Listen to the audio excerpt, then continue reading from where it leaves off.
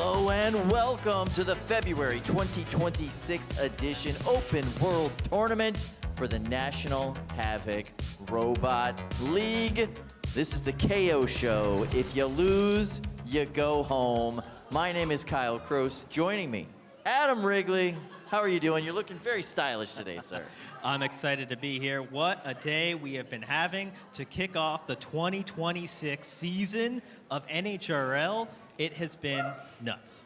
It has been absolutely nuts. Fire, massive hits, walking crabs, literally everything you would expect to see at an opening National Havoc Robot League tournament. I've been loving it myself. So let's look at some highlights of the action today. Gh-Astley setting it on fire. Returning world champs showing what they still got. 1-0 on the day. Big hits against Grim Ripper earlier, sending him to the ceiling. The crowd has been loving it all day. I think they're going to keep loving it. What do you think, Kyle? Absolutely. The temperatures are frigid outside, but it is hot in here. All right, so if you are just joining us, let's get into some Havoc 101, the basics of what this tournament is all about. Yeah, we've got 3 weight classes here today, 3 pound, 12 pound, and 30 pound. 3 minutes per fight, and the goal, destroy your opponent before they destroy you. Each fight ends by tap out, knockout, or a judge's decision. You can use only 1 unstick per fight. That's where we have our house robot coming and stick you. And the top 8 bots tonight qualify for prime time, which is our show that starts at 7 p.m. Eastern. That should be a lot of fun. Absolutely. All right, judges' decision criteria. So it's attack, 5 points maximum. More harm equals more points.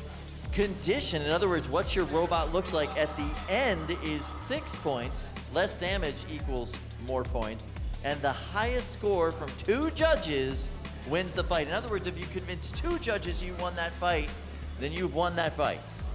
And those are new rules today, new judges' criteria today. They've been working pretty well. But we have one more announcement. It's the biggest announcement of the day, the NHRL Pro Tour. Tell us about it, Kyle. Oh my gosh, this is a new tournament format that we are putting together. If you are in the top 4 or the top 8 today, you qualify for the Pro Tour events. And that is going to be absolutely epic. If you go, it gives you one more chance to qualify for the Pro World Championships in December. And yeah, take note, Pro World Tour. Key and operative word there. So maybe Pro and Tour. Pro Money, and travel. Tour. Yeah. Maybe a little bit of travel, maybe a little bit of professionalism. Either way, we're going to be bringing you a higher level of competition. The stakes are higher, the prizes are bigger. It's going to be pretty cool. I like the sound of it. All right, so let's talk about our stories for the day so far for what we've been developing. It has been an absolutely insane event today. Yeah, Golden Bretts are here. Starting off in the 30s, we have Golden Brett winner from last year, Gh-Astley. Tore it up in their first fight, showing what they can do with flames. They're back. They had a tap-out victory. Can they go all the way tonight? Another Golden Dumpster? I think it's possible. And in the 3-pound division, Pine Victus, showing that it was not a fluke that they came home with that World Championship at the end of the season last year. Absolutely damaging performances, dominant all day long. I've been loving to see it. Walkers are evolving today, Kyle. Everything becomes crabs. Eventually, Crab yes. Rangoon in the 3-pound class, which is maybe a misnomer, because with the true Walker bonus, they weigh 6 pounds now. The Walker rules have changed this year. What worked last year doesn't work anymore. You got to make a more complex Walker now, and Crab Rangoon is looking great. They're sitting on 1-1 for the day. And 100% invertible. In fact, they won their first fight upside down, still able to win, and then dancing their way to the door at the end of it. Yeah. I love this robot. Eli Davis does it again, bringing you something weird that actually works. That seems to be his brand as we move forward. Yeah. And what about Warhawk? Okay, so Johnathan Juarez has been on hiatus for a year. He needed some time off to get his fire back and his mojo back, and he has shown up in perfect Juarez form today. He is ready to go. I asked him what his preparation was for his first fight today, and you know what he said? Whatever. Well, I'm ready. Speaking of first fights today, let's toss it down to Ricky and Dima for the first fight of tonight's KO show. All right, thank you, Ricky and Dima. Take it away. So happy to be here in the booth, guys, but it's actually going to be me and Sam for this part of the KO show. Hi, fellas. I pulled some strings and I got my favorite evil henchman with me. A little bit selfish, but you know, I'll be there. I'll be with Ricky all day during prime time, you know. But for the start of the KO show, me and Sam, Vert in a big wheel. Yeah, I'm excited to see Saiko go up against Carolina Reaper here. This is the type of robot that Carolina Reaper wants to fight. A nice compact Vert. The only caveat being It's Johm. exactly. Yeah, you wanna fight your good matchups. You just don't really want them to be Johm all the time. Maybe sometimes, maybe in the first round of the fight where you can afford a loss or two. But once you get I know Johm was watching Carolina's fight earlier, maybe seeing what to expect going into this one. There's been a lot of big wheels going around the meta, so to speak, this event and previous events. You see them, they're a little bit easier to get up to speed in the 3-pound division. When you go further up, they're a little bit harder to be able to withstand the non-linear scaling of 12 and 30-pound weapons. But Carolina Reaper has shown it's deserved its seed, and there's a pepper joke in there that I'm too focused and locked in to make, but you know, it's seeded well and it's been fighting well all day. 5, Curious to see how 4, these weapons stack up. 3. Johm's been fighting 2, well for years. 1. So Fight, robots, out. fight. Who's gonna win the first impact? Looks like Saiko's getting some hits on the wheels. That weapon-to-weapon exchange, both robots still functioning after that. Saiko is getting some choice hits. Yeah, Johm doesn't seem to be going for the wheels of Carolina Reaper. He's just sending it right at that weapon. Now inverted. He runs to the walls just for a moment to get himself back up. It's not really working, but he needs to get right set up for his weapon to be working perfectly. And you kind of need your weapon to be working perfectly in this matchup. I would imagine his bottom plate maybe not as thick as the top plate for this match. That's typical. Carolina Reaper is in control right now, or in the driver's seat right now, but not getting a lot of engages to, you know, take the reward of being in the driver's seat. Yeah, as in control as a low traction big wheel bot can be, I would say. But oof, There we go. that hit put Johm's Saiko back on its wheels. But it does look like the weapon is down. Johm can still run that big hunk of metal, that big bar, into Carolina Reaper and try to get it to spin down. But it's going to be hard getting any damage on the wheels if your weapon's down.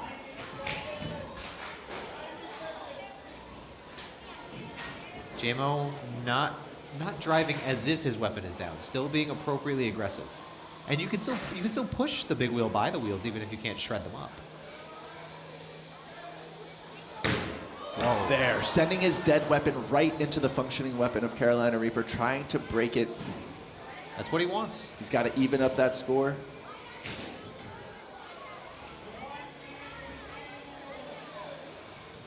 Carolina Reaper might be having some drive side issues. Maybe, it's hard to tell. Going in a circle like that typically is indicative of a drive issue. You want to go in a straight line if you can.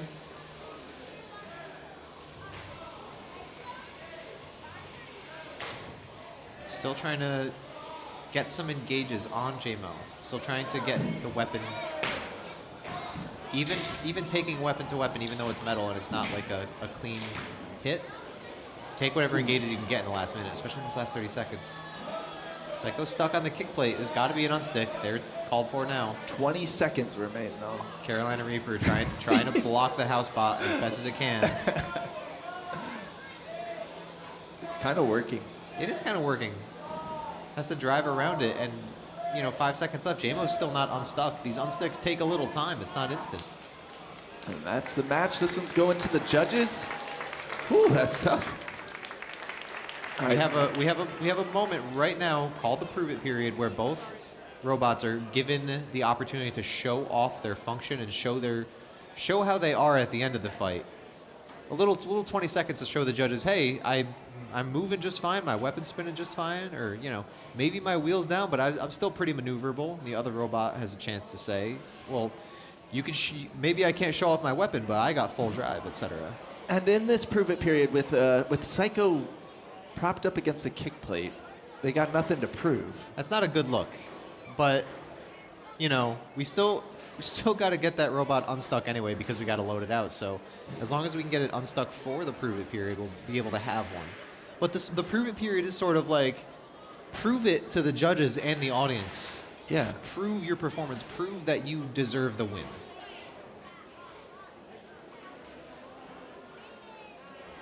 In martial arts, sometimes after a fight, a fighter will, raise their hands to signify to the judges, I'm confident that I took that. It's the robot equivalent in the Prove It period. It's gonna be, you can't raise your hands, but you can do a little dance. You can. Yeah, that's the robot equivalent. Yeah. Although there's some robots that can raise their hands. We- Crab Rangoon, one of them. Jump rope, another one. So the Prove It period happens immediately after the fight.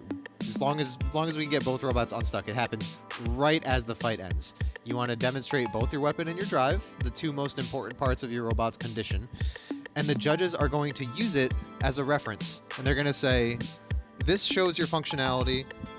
This is how things are working at the end of the fight.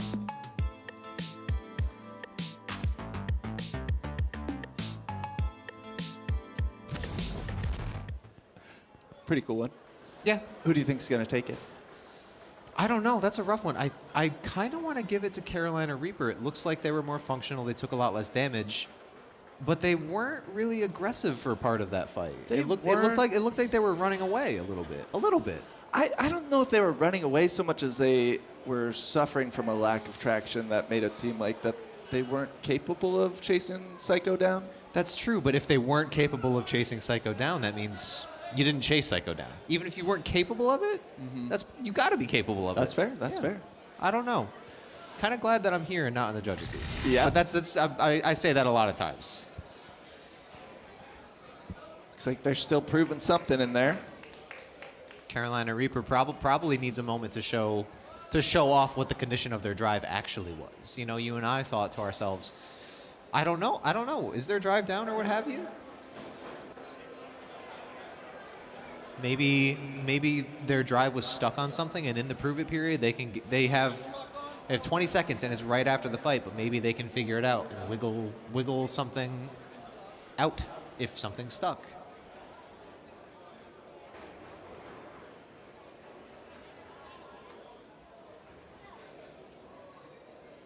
We're just going to have to wait for the judge's decision. And in the meantime, let's go back to Adam and Kyle. Yeah, so I guess they're having a little bit of trouble here turning off the robots, Kyle? Must be, yeah, because the Prove It period is over. You don't get any more of that. What is it, 20 seconds? Yeah, 20 seconds immediately after the fight. Unfortunately, if you are stuck, that means you don't get a Prove It period. But they're taking the robots out of the arena, and this is going to be a tough decision for the judges to make. Yeah, I don't know. I think Carolina Reaper takes it, but you never know. Pretty sure Carolina Reaper takes it. If the bot looks like it won the fight at the end of the fight, I tend to go with that bot. Yeah, best bet. Cool robot.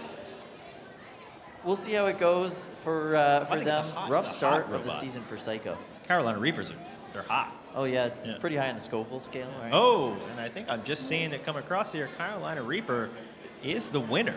Officially, quick judges' decision on that one. Remember, you only need 2 of the 3 judges to win. And 2 of our 3 judges apparently, or more, thought Carolina Reaper did a great job there. Keeping the hot streak going, Kyle. Saiko got to be disappointed in that. This is a KO show. That means they're going home. Just quick clarification for fans at home. Putting an actual Carolina Reaper in your mouth is dumb, painful, but not dangerous. Don't put this Carolina Reaper in your mouth. That would kill you. Yeah, it would be quite bad. I see loading in behind us. The next fight looks like Carmen is going to be taking on That's a Lot of TPU. And I think that's a great name for this robot. It is a lot of TPU. It's big, it's orange, it flips things. Got a knockout earlier today, a very dominant one. Now, the judges' rules are different this year. One of the robots at a disadvantage are traditional lifters. But there are still many ways traditional lifters can win, even in the judge's decision. But of course, the best way to win a fight is not to go to the judge's decision, and that's what That's a Lot of TPU has been good at so far today. Let's see if they can keep going. Carmen, though, very tough opponent. Dominant spinner, really good beater bar, and I think they're going to try and chew that TPU. We'll see if they can do it. Just a quick update and clarification on that last fight. Saiko is not eliminated from the tournament.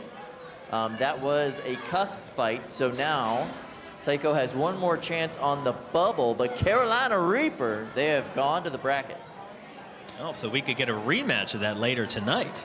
That would be very fun to see. It's hard to believe that That's a Lot of TPU and Carmen are in the same weight class, considering their size disparity.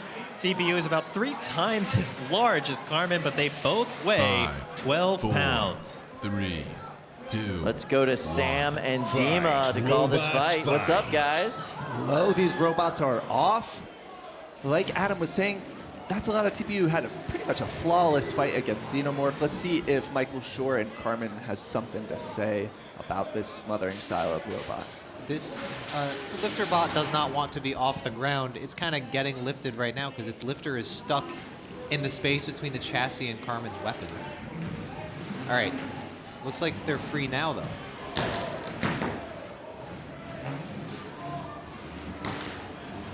When Carmen moves, the gyro of the weapon spinning, when it turns, it can kind of kick Carmen up off of its side a little bit, and that's a great opportunity for That's a Lot of TPU to run in and, you know, catch them with the lifter when they're already off the ground. And the reach game seems really strong on That's a Lot of TPU as well. Carmen was able to successfully get under them for that one strike, though. Here's the first stuck. Here's the first stick. Unstick is called for. That blue light indicates that unstick was called for. And That's a Lot of TPU is going to do their best to try to stop the house bot. That's allowed for those that think, hey, is that strategy in the rules? Yes, it is. Is there anything Carmen can do from this position? Weapon so balanced, not providing any sort of wobble. Flo's going to still try to complete that unstick. Flo really disrupted. That's a Lot of TPU is pretty teched for this specific situation. Not just to be able to win the ground game, but being wide enough to sort of hold the bot in place. Those house free. Looks free. Come on, Flo. Knockout. Wow.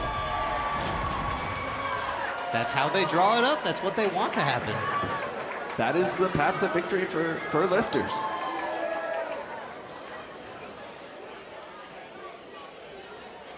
Something special about a monochrome bot, I think.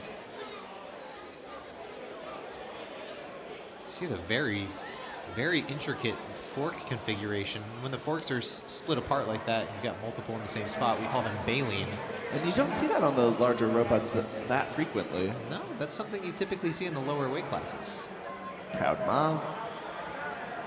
Wouldn't you be? Oh, of course. Young Dane, that kid is good. I just saw some great driving.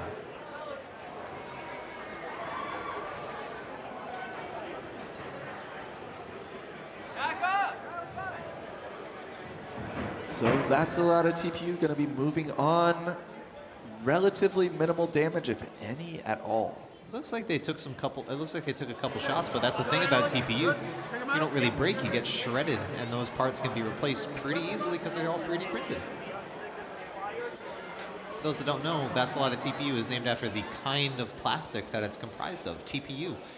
Really, really, really strong in combat robotics because out of all the 3D printed out of all the 3D printed plastics you could use, its properties just are kind of great for the sport. It's just tough and flexy. It is ubiquitous in the sport, especially in the lower weight classes.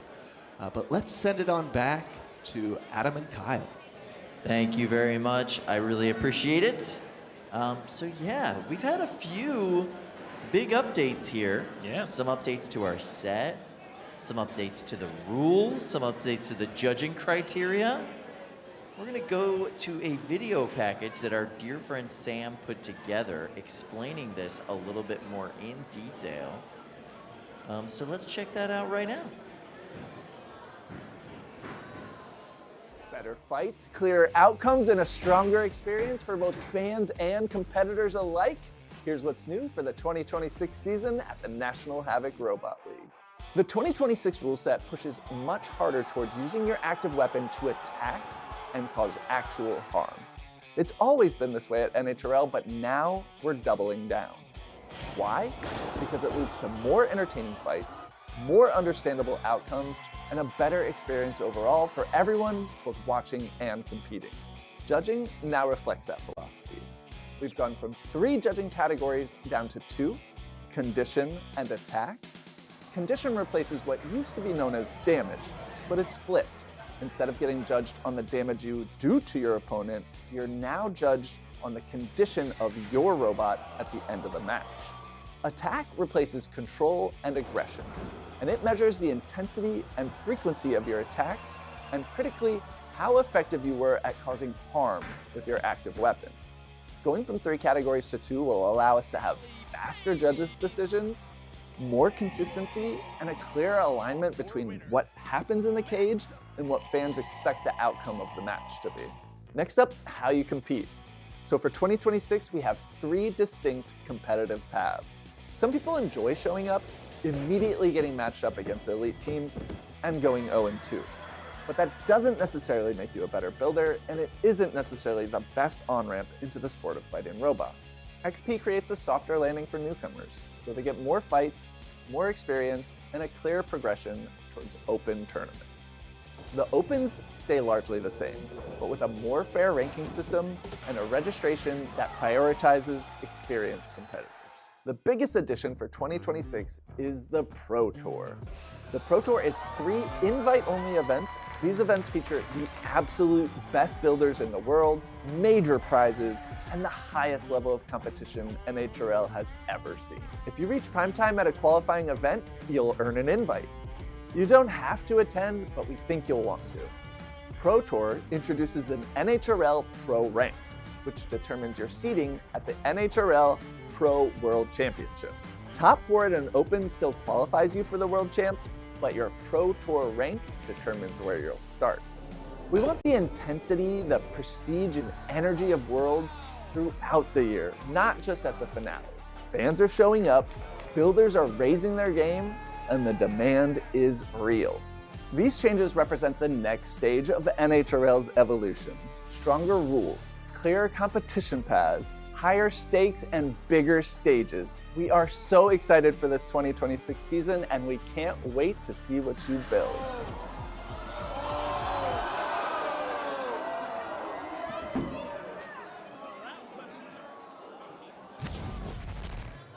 Well, I gotta tell you, those are some big changes, Yeah. and I kind of like it. I like that shot at the end there. That was a fun one. Whatever robot that was lighting on fire. But Oh yeah, ejecting its battery and setting itself on Who fire. would design a robot that does that? But, You know, it's just a self-ending robot. It's fine. well, yeah, I'm excited for 2026. I like the new rules. I think the judging has been having an effect today. It's been a lot of fun. And, you know, we're still having lifters coming out and dominating performances. That's what we want to see. You know, people using their weapon and kicking the bot out of their opponent. Yeah. I like the fact that we're giving our primetime competitors, the top 8 competitors, yet another chance to make it to the World Championships at the end of the year. That's pretty cool. Yeah, I think we're going to send it down to Cage 2. Let's hear what Sam and Dima have to say. All right. We've got some 3-pound action in Cage 2.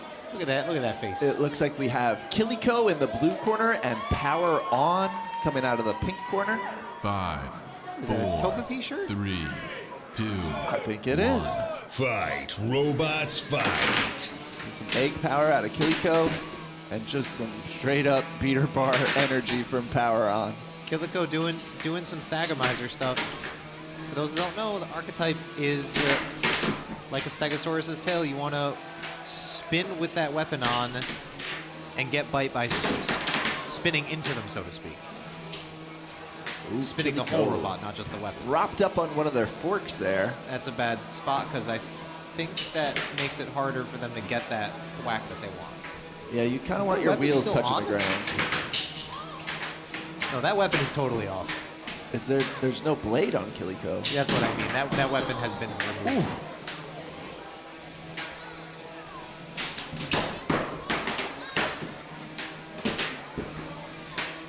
Kilico is still driving how they should. Once you start taking these big impact litho and stuff starts coming off. Oh yeah, there's the rest of the weapon stack. Belt just came off. Kilico. The whole frame appears bent, but their drive is shockingly competent still.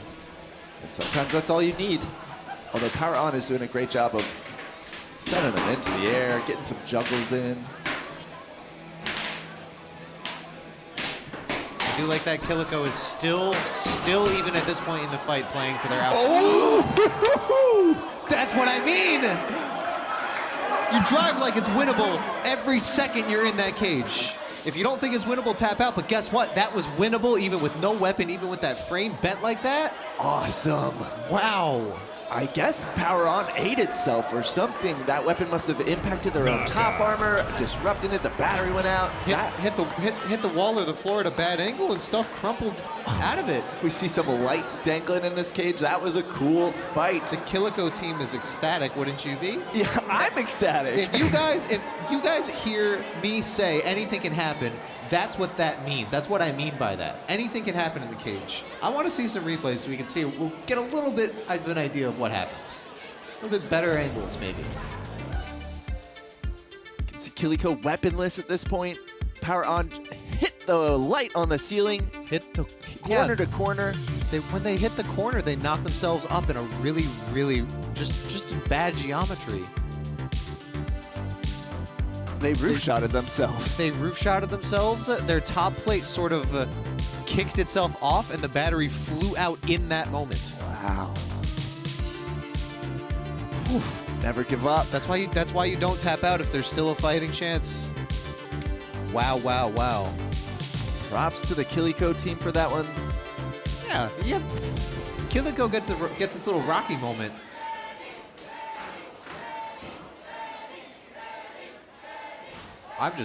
My heart is beating still. Yeah. Wow. All right, and just like that, Cage 1 is ready to fight. I heard the crowd chanting Benny, so you know we've got some 12-pound action. And it looks like we have Xenomorph in the pink corner and Benny R. Johm in the blue. 5, 4, 3. Already right into it. Let's go. 1. Fight, robots, fight. Benny is loud. It's sounding good. Oh! Whoa, whoa, whoa! Whoa! That not only the battery caught fire and just flew out of the entire robot, the entire assembly, it took a hit itself and sort of twirled the flame all around the bot. An instant ticker tape parade inside the cage. Confetti going everywhere. Guys, This fight was faster than Xenomorph's fight against. That's a lot of TPU. you guys are taking the KO show a little seriously, aren't you? Wow. Blink and you miss it, Dima. Did you catch? My eyes are wide open.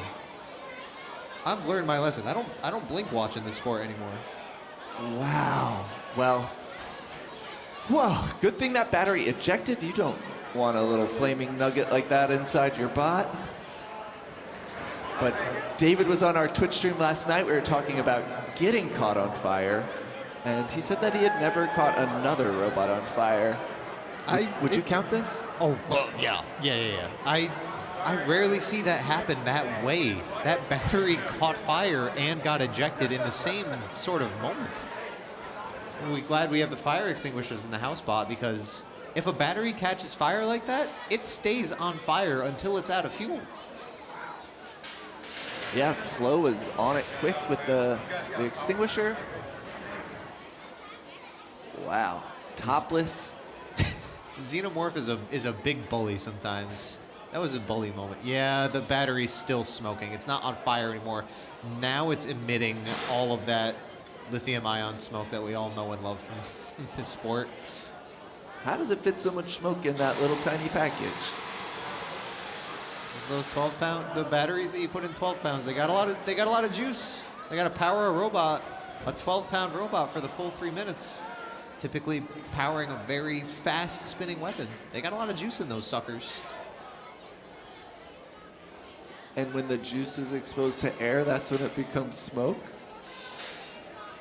I'm not fully sure on the science of what happens when a cell gets ruptured like that, but when it does get ruptured, when it does come into contact with a big spinning piece of metal, the things emit smoke. That's why it was so rare to see it catch fire like that.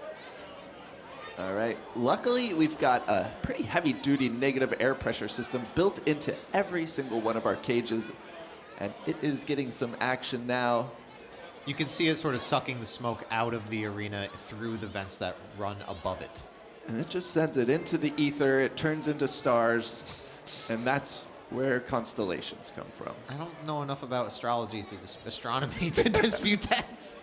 Well, as an Aries, I'm pretty sure that's the way it works. You're pretty headstrong about that belief. But having the negative pressure system and those vents installed in the NHRL cages is what allows us to run flamethrower bots to the degree that we run them often, and it's what allows us to have these high octane, literally, fights that end in battery fires that we don't really have to hurt ourselves to deal with, you know? By the time it comes to load those bots out, the smoke is already cleared for the most part. Yeah, if those cages weren't as closed up as they are, and if the negative air pressure wasn't there, all these human beings around the cage, they would be in harm's way. At the very least, you'd have a sore throat. I have not experienced the battery fire that I had to breathe in, but I have had to clean out a robot that has my robot, Turbofiend, when it did Mako cut into its battery and there was a big fire.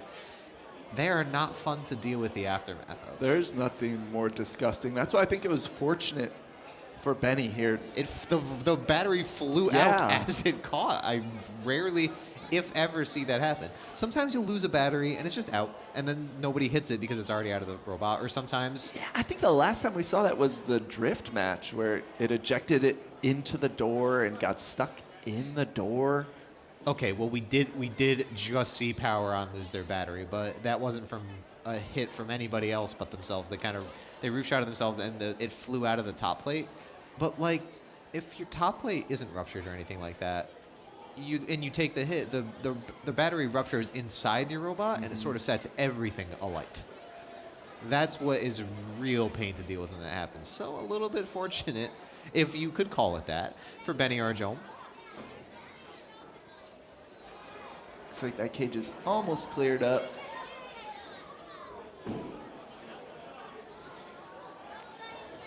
All right. Adam and Kyle, what'd you guys think of that one? Well, you can see the smoke billowing out of the arena behind us, or it's still billowing inside the arena behind us. I wanted to ask you, Adam, what's it like to have your battery ejected from your robot on fire? Yeah, I mean, it's not fun. You know, it's not fun. At least, you know, their battery, like they're talking about, you know, it mostly came out. You know, with Drift, we ejected some of the battery and some stayed inside. That was a little bit messy to clean up. So if you can fully eject it, it does make the cleanup a little bit easier. You're going to have to rewire some stuff. Usually some things get unplugged, but it should be less time spent in the pits with the battery safely outside of the robot. But certainly disappointing way to lose. There are some pluses. When you lose like that, you don't have that nagging feeling of, I was so close. Yeah. You just lost. You know, you're like, oh, okay, well, try better next time.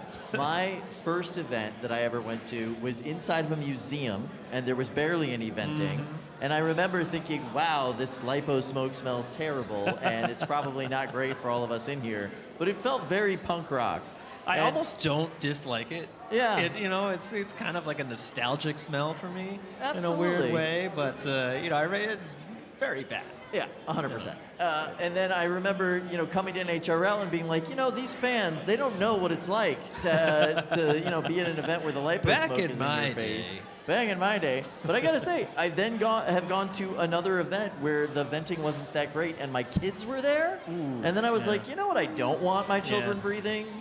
Lipo This. smoke? Yeah. No, I don't want them breathing this. So it's really nice that we have all these safety measures and mechanical measures in place to prevent people from having to inhale this stuff.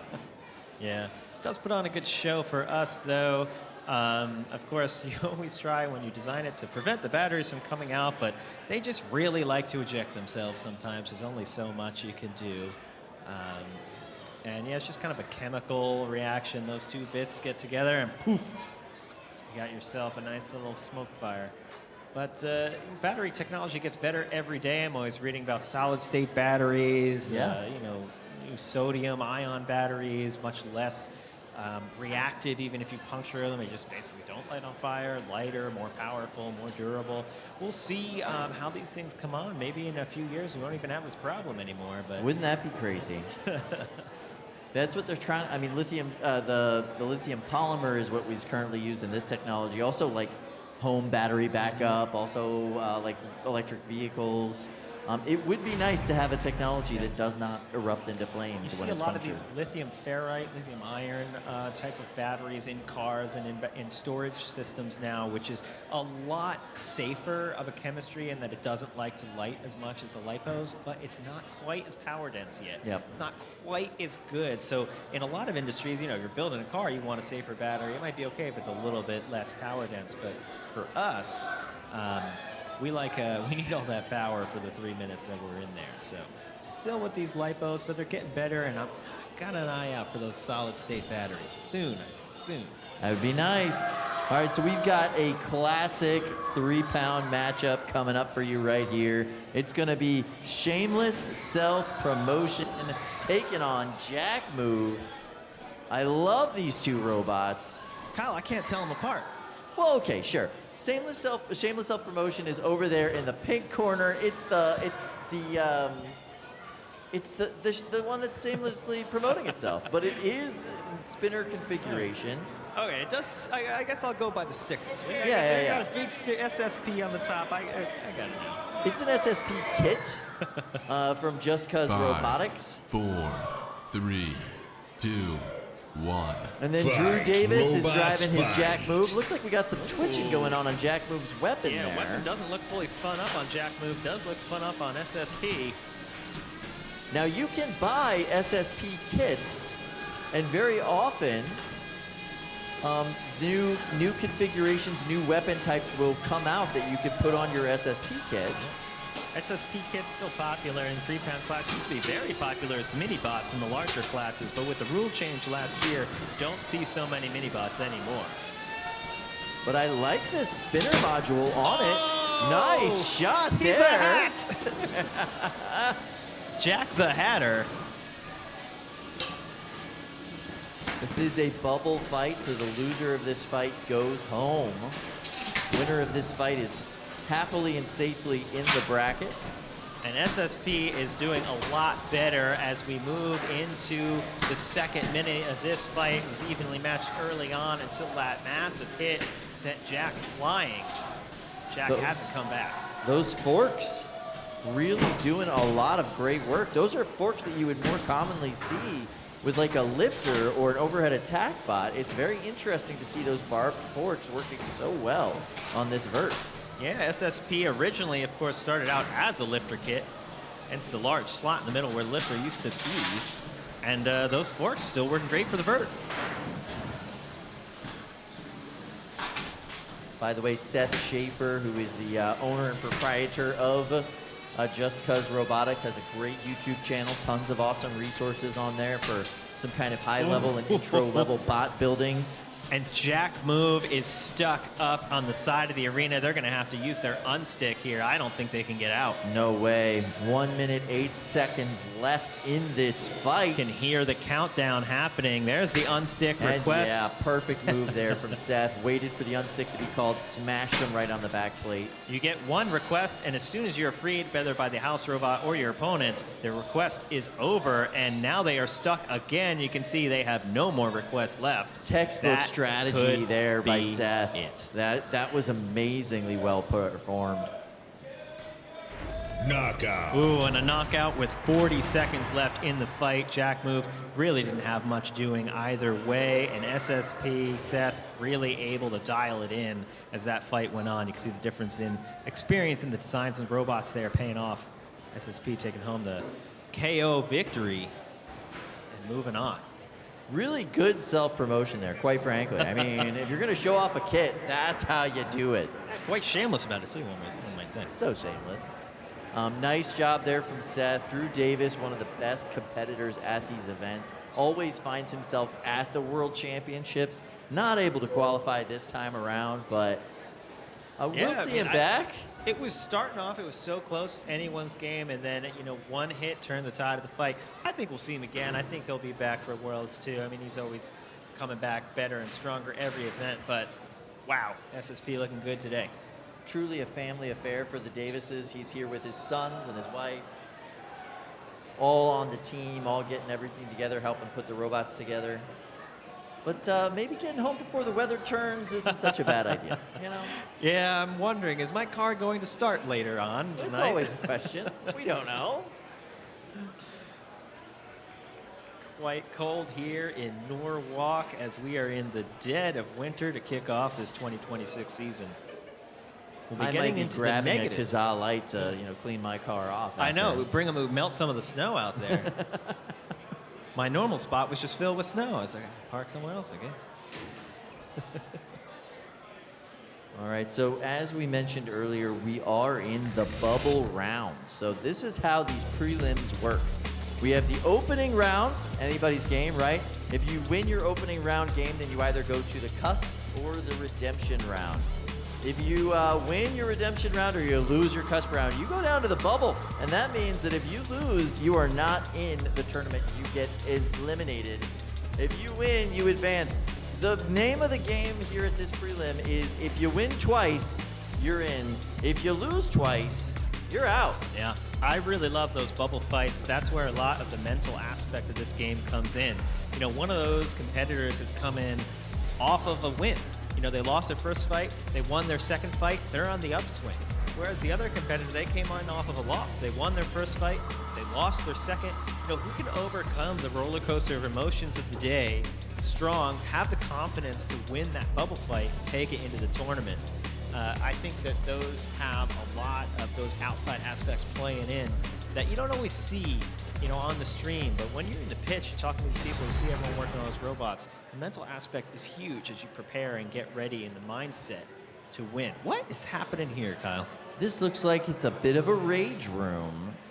Birthday party rage room. So we do host birthday parties and events here during the competition. So if you ever want to have your birthday party, your bar mitzvah, your funeral, whatever you want, we got you covered. And one of the things that we offer is a full-on rage room inside of Cage 4. Break what you want to break, smash what you want to smash. It's all allowed. Go right ahead. It's just a big bulletproof box. A little birthday party. Was that a robot driving experience in the corner? Check it out. You got your own little driving experience back there in the birthday room.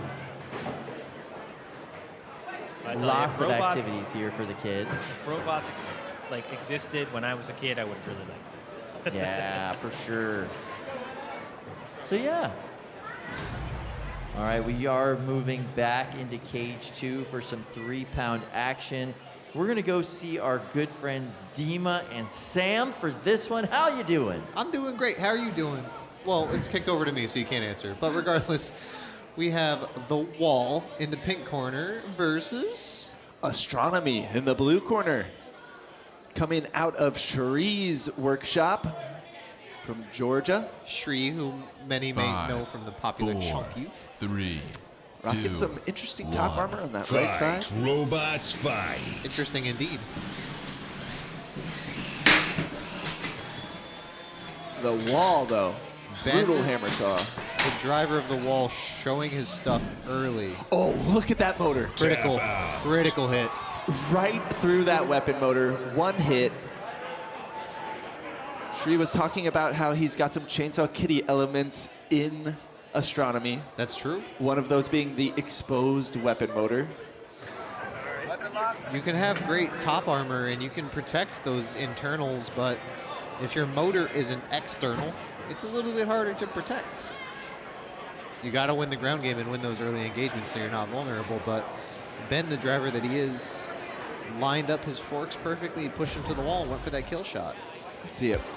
We got one shot.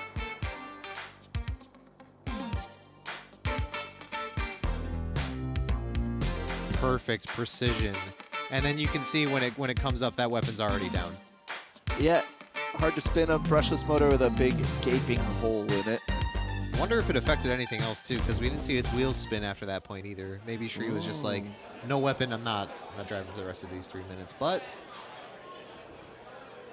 Hammersaw wants to go for those critical hits, those one-hit kills, and there you go, got one. The pandas and Jaren, an honorary panda by virtue of being a red panda, convening ringside for a moment. A little builder roughhousing.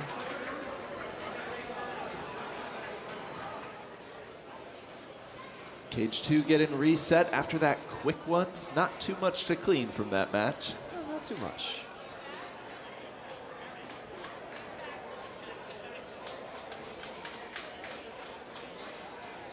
One of the great parts about spectating NHRL Live is the ability to just, when a fight like that ends quickly, you don't really have to wait very long to see another one. Not only are there multiple cages with multiple fights going on, but every single NHRL event, they get even more refined in the processes of loading out, cleaning the cage, and loading a fight right back in ASAP.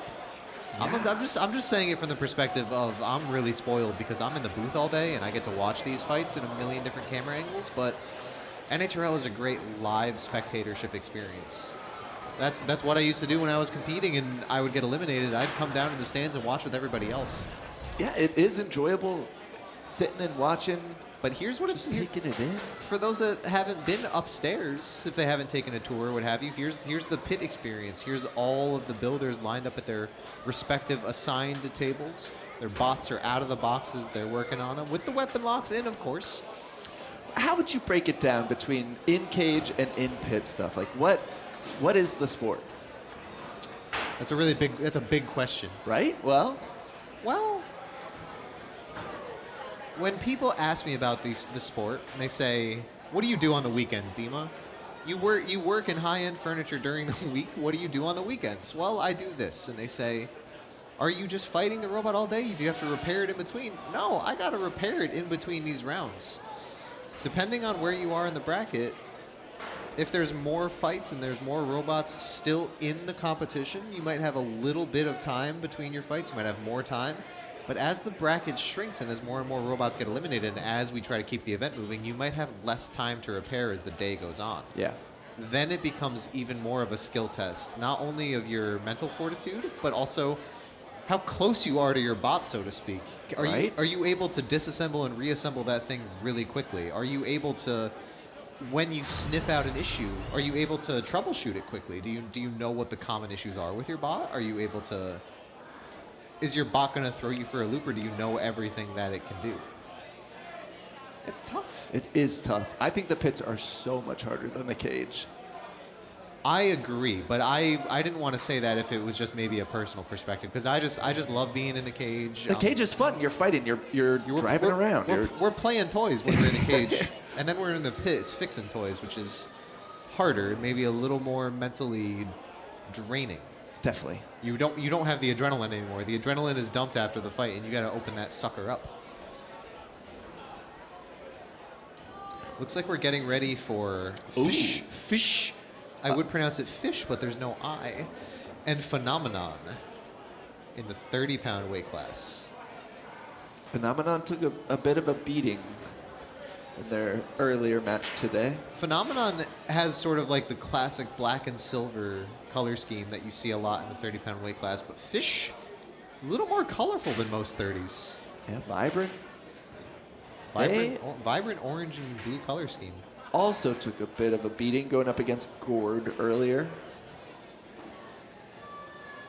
But looks like they got it back together pretty much 100%, maybe a few extra holes that they didn't have before. Maybe a ding or two, but it looks like it's in great fighting shape.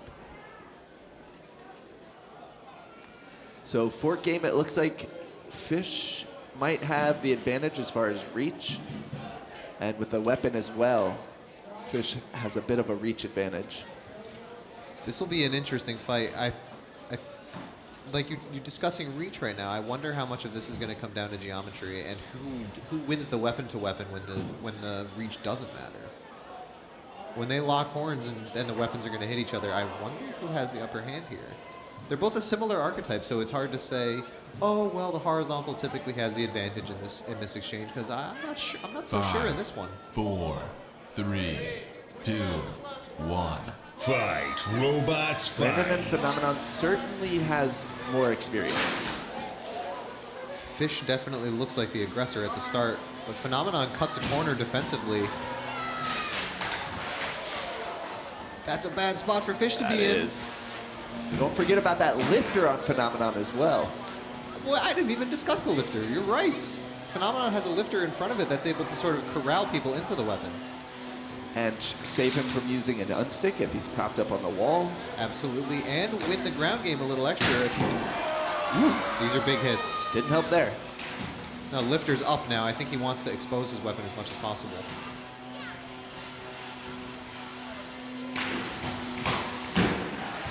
Fish is looking like the bigger bully right now. Yeah, that reach coming into play.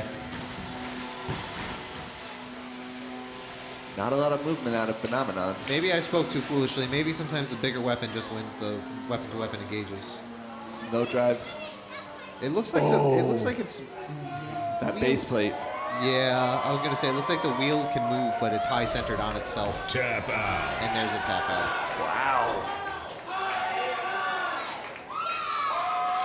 Tough day for Brandon Bennett Young and Phenomenon. Tough day indeed. The crowd sure does love a 30-pound fight, though. You can hear them get loud.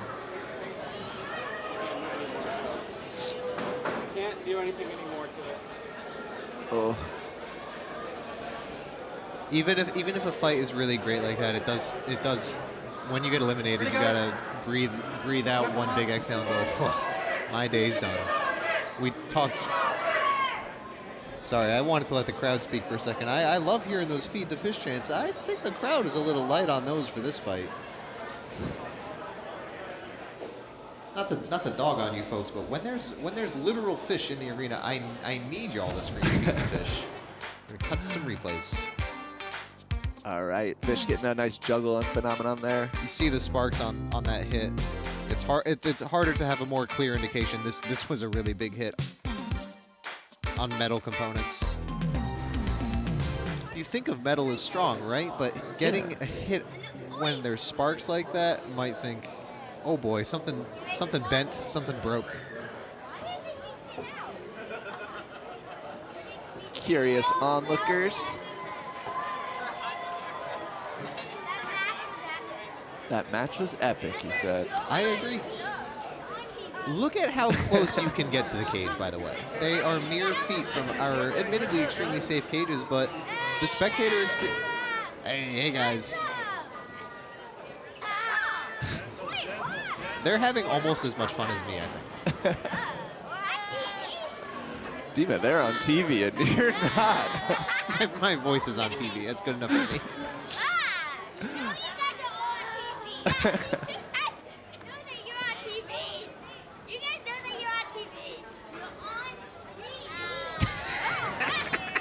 We're really letting them go at it, lingering here. I wonder who's winning the aggression with this hand fighting.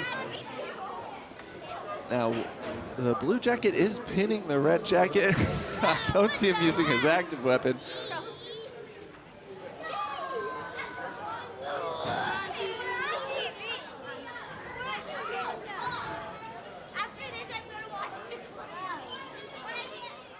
All right, here we are. Back to cage 1. Cage 1 getting all cleared. The big 30-pound cage has a little bit more space, more square footage for our cage managers to sweep out and check up on. But that big square footage means it tends to be replaced significantly less often than those 3-pound cages. I would say that's true. You would say that's true? Yeah. All right, looks like we've got Caldera 12 going into cage 1 alongside of Capsize. Hi and welcome. What a morning that we have had here. My name is Kyle Crows. Standing with me is Adam Wrigley, your host for the KO show here at the National Havoc Robot League. Adam, how are you doing today? What a first hour we've had of the KO show. A lot of robots showing up, putting on good fights. A lot of robots going home. Everyone is getting knocked out or eliminated if you lose at this point on in the day. For a recap, I think let's take a look at Havoc 101.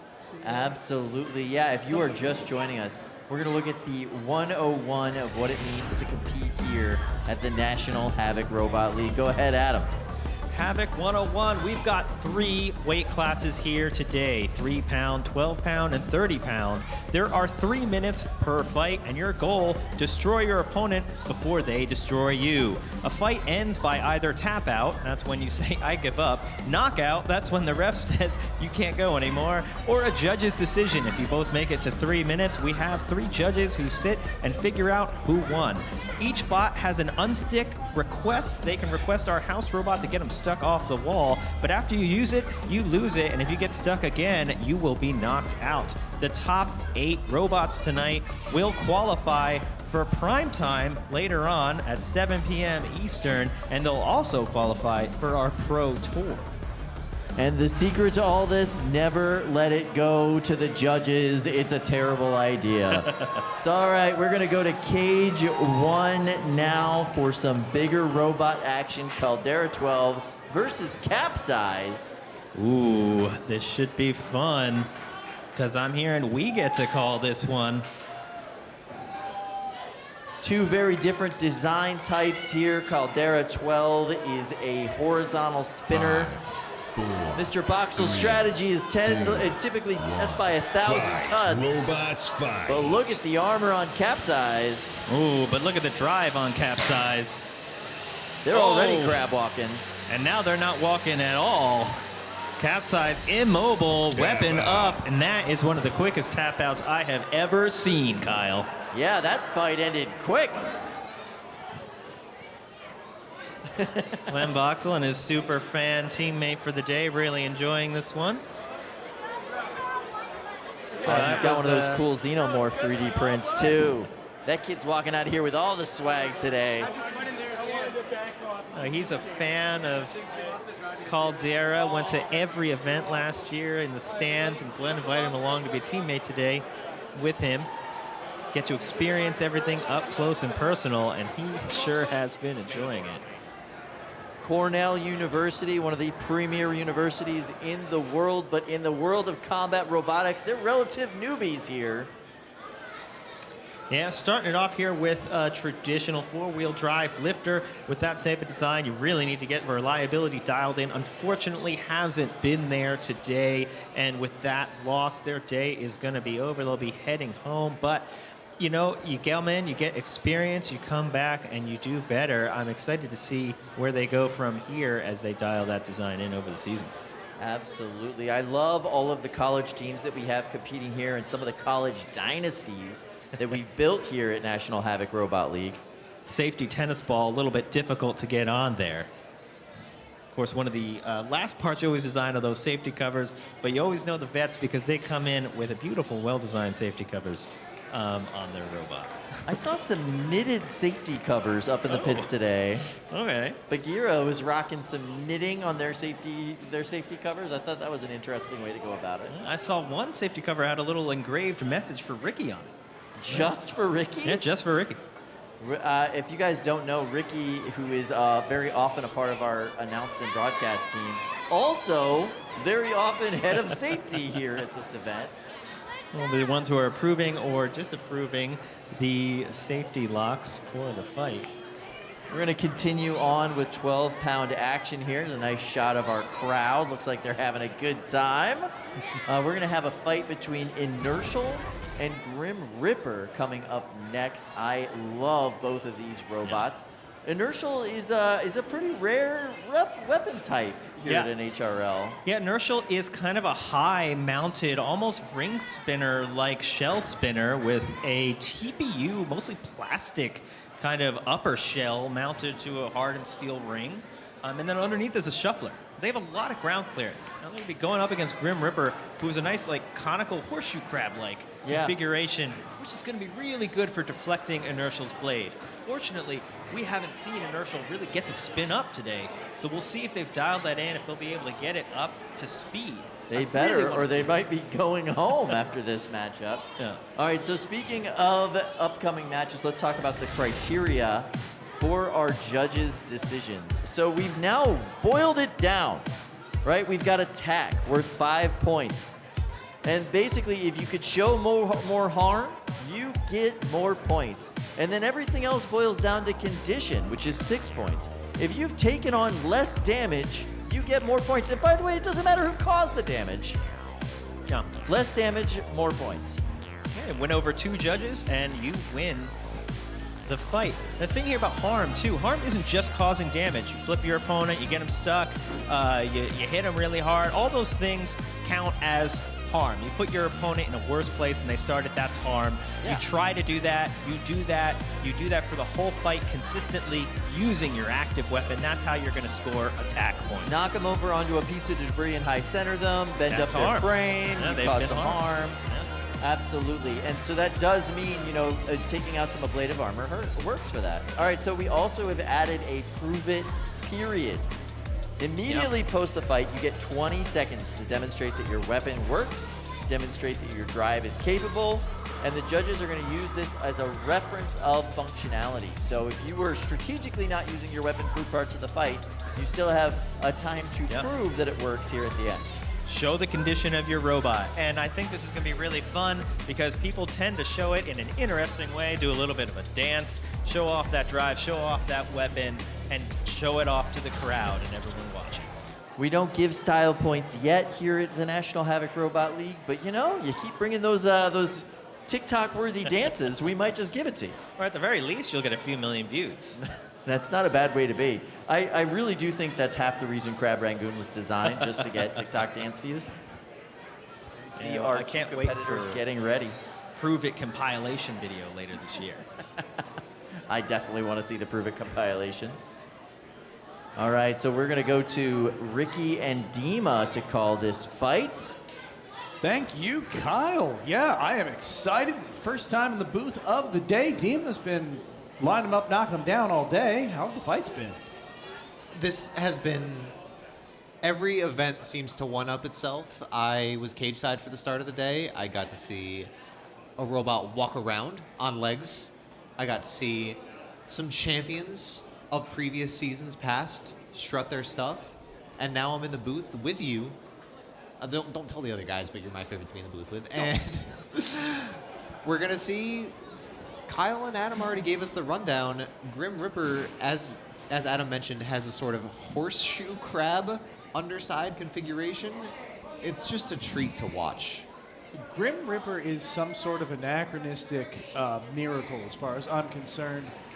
Every time I get in the booth, I'm taken back 20 years in robot history because this was a shape we used to see and people kind of gave up on it, and the Grim Ripper team came back and said, we're going to make this work. They put modern electronics, modern materials, and it works. It really holds up. And that is as much as I can say on Grim Ripper because I am overwhelmingly excited for Inertial. Yeah, Inertial has the sauce, so to speak. Just look at it. Maybe this is old school versus new school, as new school as it gets. I don't know what school Inertial's from, but they're out to Fight, lend robots, a fight. lesson in fighting right now.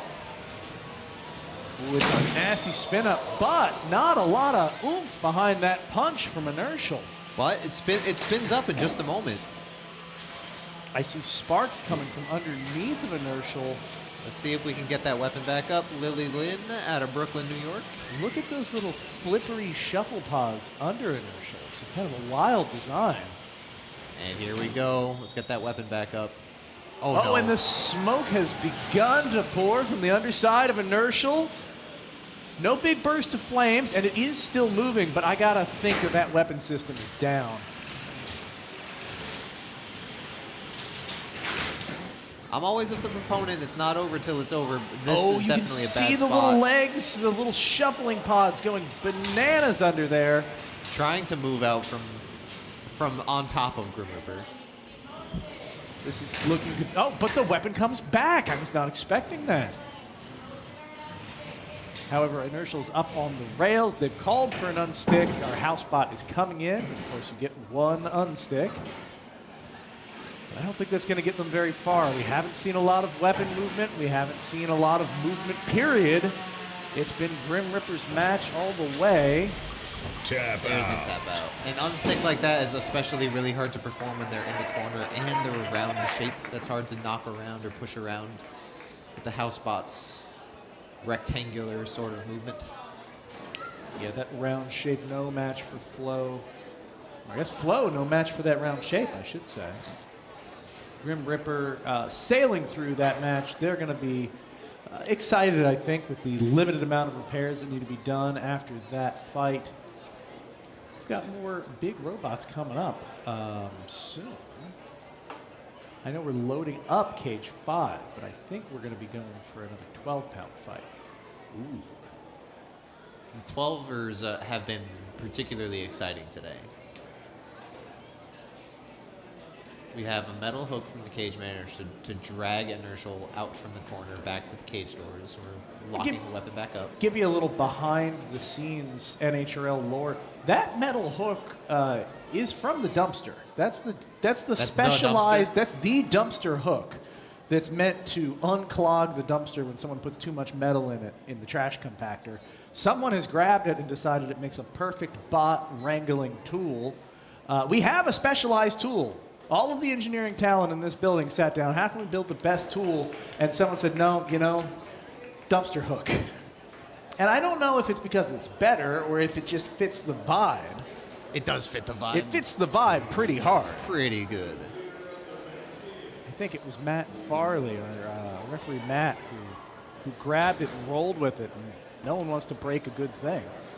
Though she didn't win, I hope crowd's that... looking pumped. How could you not be? Fights all day. A lot of KOs. I liked walking into the building, and there was a kid who came up and said, "Mom, I'm cold." And the mom said, "Well, there's a lot of fire to warm up with in the next room." I didn't think of that. A mother telling her child, "Wait, there will be fire in the gladiatorial robot arena before you." Just you wait. We have flamethrowers especially for you, dear. What is better than curling up with a cup of hot cocoa and either watching the flames from home or being cage side with them? And there is hot cocoa in the building. By Snacks. Snacks. You need snacks. Hot cocoa and snacks. And snacks. And robot fighting. And that's what we've got here for you today. No guarantees on the hot cocoa and the snacks if you're not in the building, but we do have robot fighting. We will have robot fighting all day long. We'll be starting our primetime show at 7 p.m. And in the meantime, we're going to work our way through the KO show.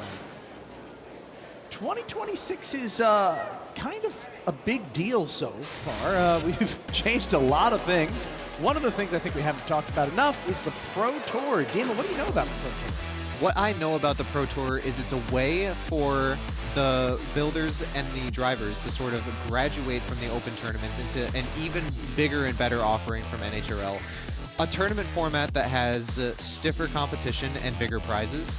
So if you qualify for a Pro Tour event by top 8ing one of the opens, and you qualify for Pro World Championships by top 4ing, the first Pro Tour event is going to be at May 16 here at the House of Havoc. but it's a little bit to be determined if we may be going at Nationwide or some other places for the rest of the tour, so to speak. So from today, March, and April, you've 3 events with a chance to qualify for Pro Tour 1. So these are three qualifying events from now until the May 16 event. And then we're going to have 3 Pro Tour events total in 2026. The May event I just mentioned, an event in July, and an event in November. This is going to be the beginning of a whole new world for robotic combat, a place where you can come, the best of the best can show up, really take this seriously, treat it as a sport, treat it as a profession, fight for those big prizes, get those big sponsorships, and put on the best show and the best fights that this sport has ever seen. That's the dream. That's what we're going to be doing. And the Pro Tour is just the first step to getting there. I'm pretty excited. I think this is a great stepping stone, and the fights that are going to come out of it, my mouth waters. I am salivating and will continue to do so until someone gets me some saltines. In the meantime, we're going to jump back into the cages. Cage 1, big robot action. Xenomorph is going to be going up against Saiko. These are 2 robots that absolutely I could see and probably will see in the Pro Tour. Just if I had to guess, if I had to make some predictions on who's going to qualify. Xenomorph, a sort of rising star in the past 2025 season, has shown his stuff with the big bully-style wide vert. You can see it's just geometrically much bigger than Saiko, but Jameson Go with a more classic 4-wheel vert design, way more compact with a compact weapon. I see my brother reflected cage side for some reason with that big dumb Mako shirt. Sorry, it's an excuse to shout him out. It's all right. It's all right. I can hear they're just about ready to start this fight. I just want to call attention to the sheer size difference. Remember, both of these robots are 12 pounds, and the design differences just account for this huge difference in size. 5, 4, Let's see if that 3, pays off for 2, 1. Fight, robots, fight. Rapid spin up from Xenomorph. Saiko very quiet, so you don't always know when it's spun up. Xenomorph gyroing a lot. I assume they're spun up to a... Wow! What a big, massive hit, putting gouges in our floor. The weapon has stalled on Xenomorph. We'll see if it comes back. Oh, it came right back. But still getting knocked around and maybe even juggling itself a little bit on the kick plate. And Saiko inverted in a rare loss situation. of control. Jameson Go, the driver of Saiko, usually so controlled. Very rare for him to be stuck upside down for very long at all. Look at these somersaults. Saiko's getting some hits now, but it doesn't look like it's able to score a hit without bouncing backward at least a little bit. Yeah, and that hit, as much as Xenomorph went flying, Saiko took a big punch to the teeth there. Absolutely. Xenomorph, with a couple more of those, will definitely feel firmly in the driver's seat. The weapon has spun down on Saiko. This is a big deal. That weapon is usually entirely bulletproof. It spun a little bit there, but did not spin back up as a... There it is. Saiko is looking extremely maneuverable, especially without having to worry about the gyro from the weapon. Dima, listen closely. You can hear that kind of like ball bearing noise out of Saiko spinning now. That's new. That wasn't there a few minutes ago. That weapon has taken some damage. Who knows how many more hits it can take before it shuts down completely. Could say the same thing for Xenomorph, too. It has felt intermittent a little bit. But it's spun up right now. It's spun up now. It looks a little punch drunk, and you'll notice that the weapon is kind of flexing in its cradle. Scoring some great hits in the corner. Wow, It's Saiko's look at stuck. this. Saiko up against the roll, calling for an unstick. What's Xenomorph going to do to try to... Yep, when the unstick looks like it's about to be completed, goes in and gets a hit. Taking that free hit when it can. Saiko barely moving. I saw the weapon twitch. This looks like Xenomorph is going to wait for the KO countdown rather than try to score it with 1 or 2 more hits. 5, 4, 3, 2. Here's someone in the crowd say, Saiko, no. Knockout. Xenomorph, the 3rd seed, knocks out the 2nd seed. Incredible stuff from both drivers, but there's a lot of engages to point to that fight and think, was this the hit that did it? But a lot of damage added up on both sides. I am really stunned. We've seen the durability of Xenomorph just get leveled up after level up after level up. Those hits are no joke. Not just the hits that Saiko was delivering, but being able to hit Saiko that hard and not destroy yourself was something that they struggled with just recently. So to leave Saiko upside down with the weapon not spinning and the wheels unable to touch the ground is an incredible showing. Let's look at the replay. What are your favorite moments here? I kind of like that one because I think with these really big, wide verts like this, you kind of have to walk up to them and smack them and sort of prove to them, like, I'm not scared of you and I can tank you in a 1v1 even though you're larger than me.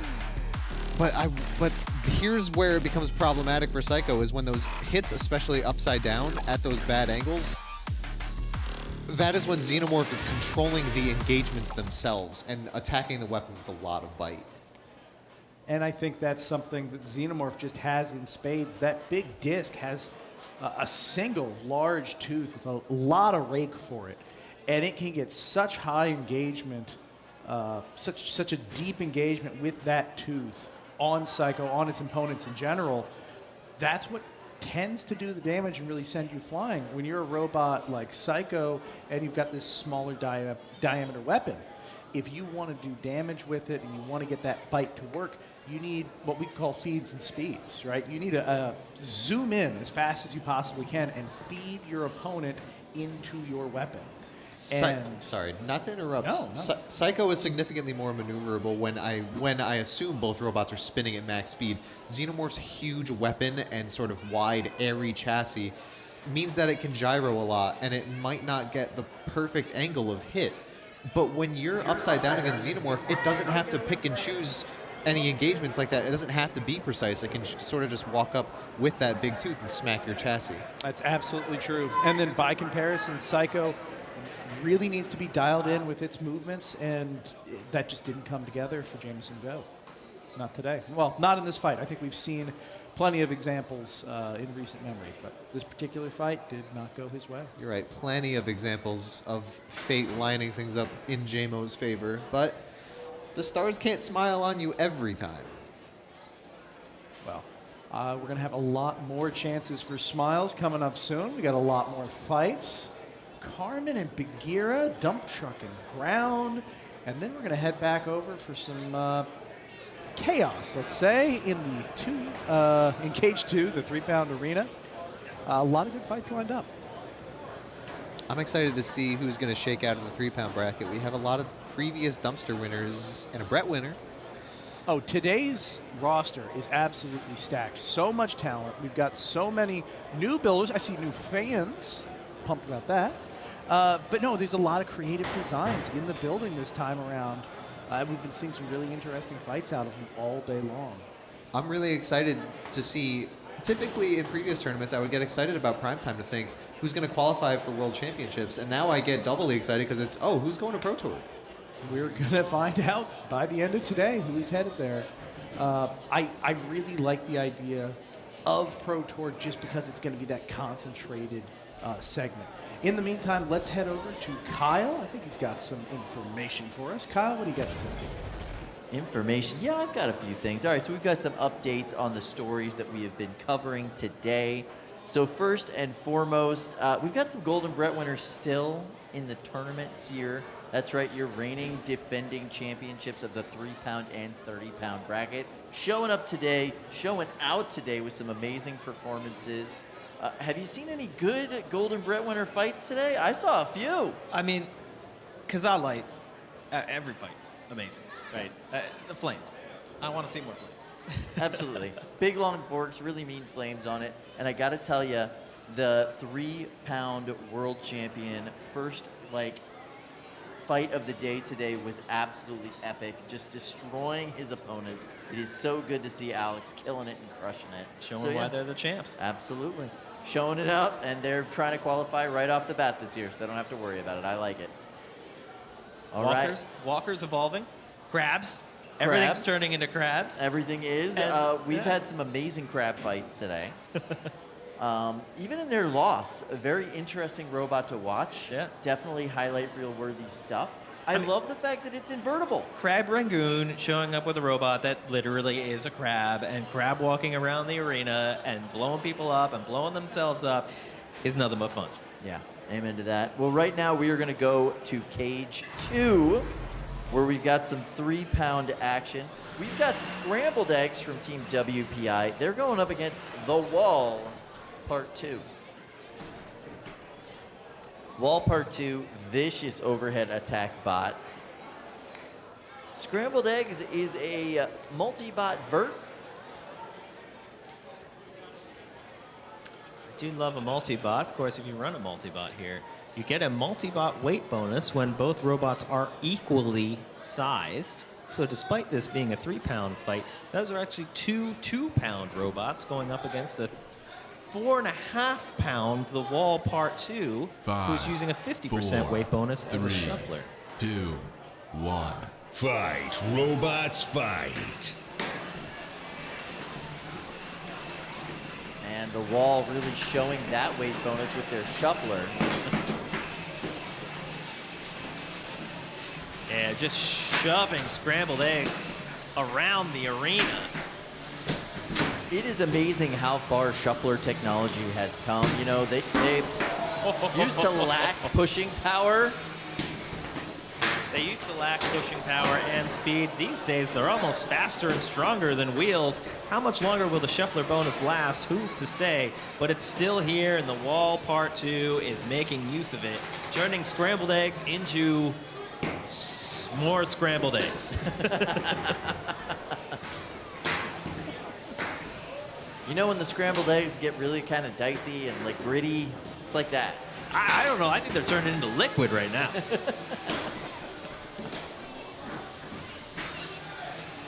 Looks like the weapon might be down on The Wall Part 2. We haven't seen that spin since they had that weird back hit earlier. Yeah, it did send Scrambled Eggs flying with that, almost as if they were a traditional vert. Sometimes that puts a lot more stress on the weapon than it had been designed for, usually for those overhead hits. So maybe that did something. Maybe they're just keeping it spun down now. But I also haven't seen it swinging much. No, and they've really got to show some engagement with that weapon according to the new rule set. Saw twitch a little bit there. Oh, and the Scrambled Egg stuck. There it is. Half of Scrambled Egg seems to be down on The Wall Part 2, able to put all their effort toward the remaining half, and here comes another shot, not spinning very fast. Doesn't really matter if you take the belt off of your opponent. Using their opponent's power against them there, just jamming up the spinner. Now they're also stuck, able to wiggle off. One of the nice things about the new rule set is it really does encourage overhead attack bots to throw that weapon, even if their opponent's weapon is spinning.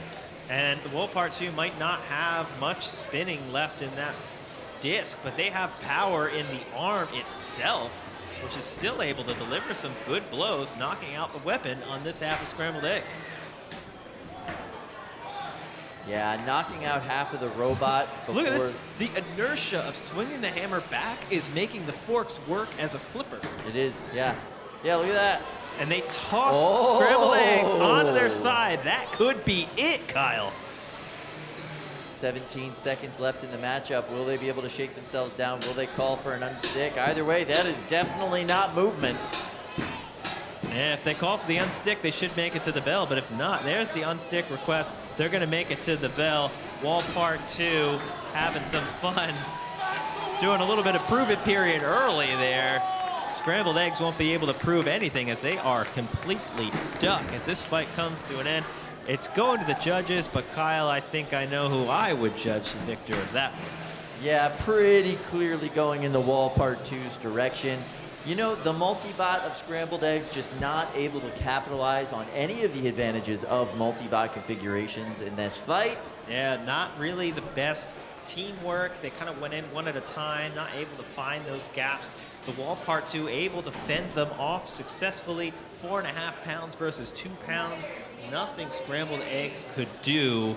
Although they were able to take out the spinner on the Wall Part 2 early, they couldn't handle the wall slams, the overhead attacks from the disc, and completely immobilized by the end. Great driving from the Wall Part 2.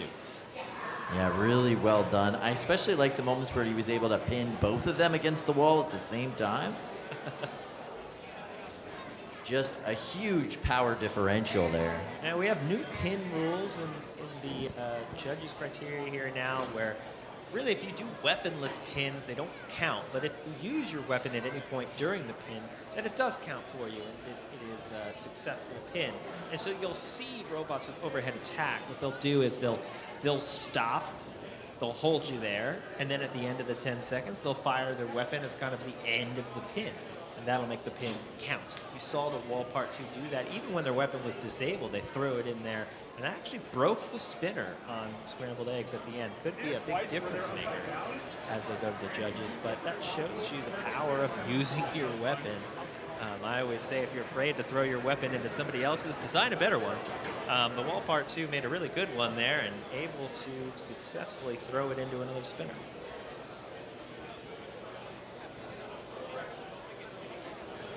Our arena crew there helping keep the arena as pristine as possible, getting all the debris out, ready for another fight as we await the judge's decision. We're gonna have some bigger bot action here. Carmen gonna be taking on Big Gira, 2 vertical spinners. I was talking to Mike Shore about Carmen earlier today, and he told me he's basically wanting to kill this robot. He's done with it. He wants to move on to another version of Voxel, a 12-pound Voxel, and he wants to just get this thing off of his plate. I'm hearing he had to do a power cycle just to get it to turn on for this fight. Not surprised. He's been having weird gremlins like with this rat for a long time. So he's in full send it mode. Do not expect him to try to save the bot. Do not expect him to try to save the motors. But this is one of those points where maybe he's playing loose. Yeah. You know, maybe getting that off his bow, just trying to get rid of the robot. Maybe that's going to be his secret ticket to the golden dumpster tonight. I would love to see it. Carmen's a beautiful robot, and Mike is a great driver. He truly is. But yeah, it will be good to see it go out in a blaze of flame and destruction. I like somebody who's trying to send it the whole fight. Always good action for us, and hard to drive against when a robot is going to be aggressive the whole time. There's nothing much for an opponent to do other than just keep being aggressive back. So we get a lot of head-to-head hits, I think. Although we might need to do a power cycle on Bagheera here as they're backing up to the door. A little bit of tension. Oh no, so we're hearing from the booth that Carmen's switch died. You kind of need that. Yeah, so they drove over to the corner. The robot stopped responding. So what that means is most likely Carmen is going to have to forfeit here because I think they already used their power cycle. That would be it. That's not the full send it that I think Michael was looking for. Sort of a no-send situation, unfortunately for us. There go the safety locks, and that is an official forfeit from Carmen. So congratulations to Bagheera and Nick. And everyone at home, pour one out for Carmen, who's still not destroyed, and I guess we'll have to come back at some other point to be destroyed. Oh no. We're gonna get GTA 6 before we get Voxel 12 again. Why do I still have this robot? Congrats to Bagheera, though. Moving on. In the tournament. Not how you want to win, not how you want to lose, but sometimes that's how it happens. Looks like we'll be going back to the small robots. I'm seeing Purple Pain going up against who's Earl? Who is 3-pound Earl? division. All We're gonna right, so toss it over to Ricky and Dima are gonna call this fight, and maybe they can tell us who Earl is. I'm raring to find out. I want someone to walk up to me and say, my name is Earl. and then maybe I would know. What do you think, Pete? And then maybe you would have to help him relieve some karmic debt that he has or something. to that Maybe. effect. I think there's going to be a lot of karmic debt after this fight when one of these robots walks away in pieces in just over 3 minutes from now. In the cultural zeitgeist, the only Earls that I am aware of are My Name Is and Gray Tea. And I don't know. I feel like neither of those are the references. Well, I would not be surprised if there's an Earl that we have no knowledge of, for which this robot is named. Well, Right even now. especially Four, funny as I'm pulling it up on the three, stats page and the stats two, completely blank. one. Fight. The mystery gun Robots thief. fight. Away we go. The fight's here. Nice little pop. Purple Pain, upside down, inverted, still trying to keep his weapon square with Earl. Excellent hit there from Earl. Really a toss. These hits are not. Well, there you go. The weapon-to-weapon movement is really enough to get him bouncing apart. Weapon geometry looks so solidly in Earl's favor at this point in the fight. It does. These side hits, though, I'm really interested. Earl is tossing Purple Pain across the arena very effectively, but the TPU on the sides of Purple Pain absorbing a lot of it, so it doesn't look like it's causing dents or those kind of large plastic damage. Yeah, it doesn't look like they've accumulated a lot of damage yet, but damage is cumulative at all, so let's see if I change my tune in the next 2 minutes of this fight. We'll find out. Purple Pain having a little trouble there with the house bot.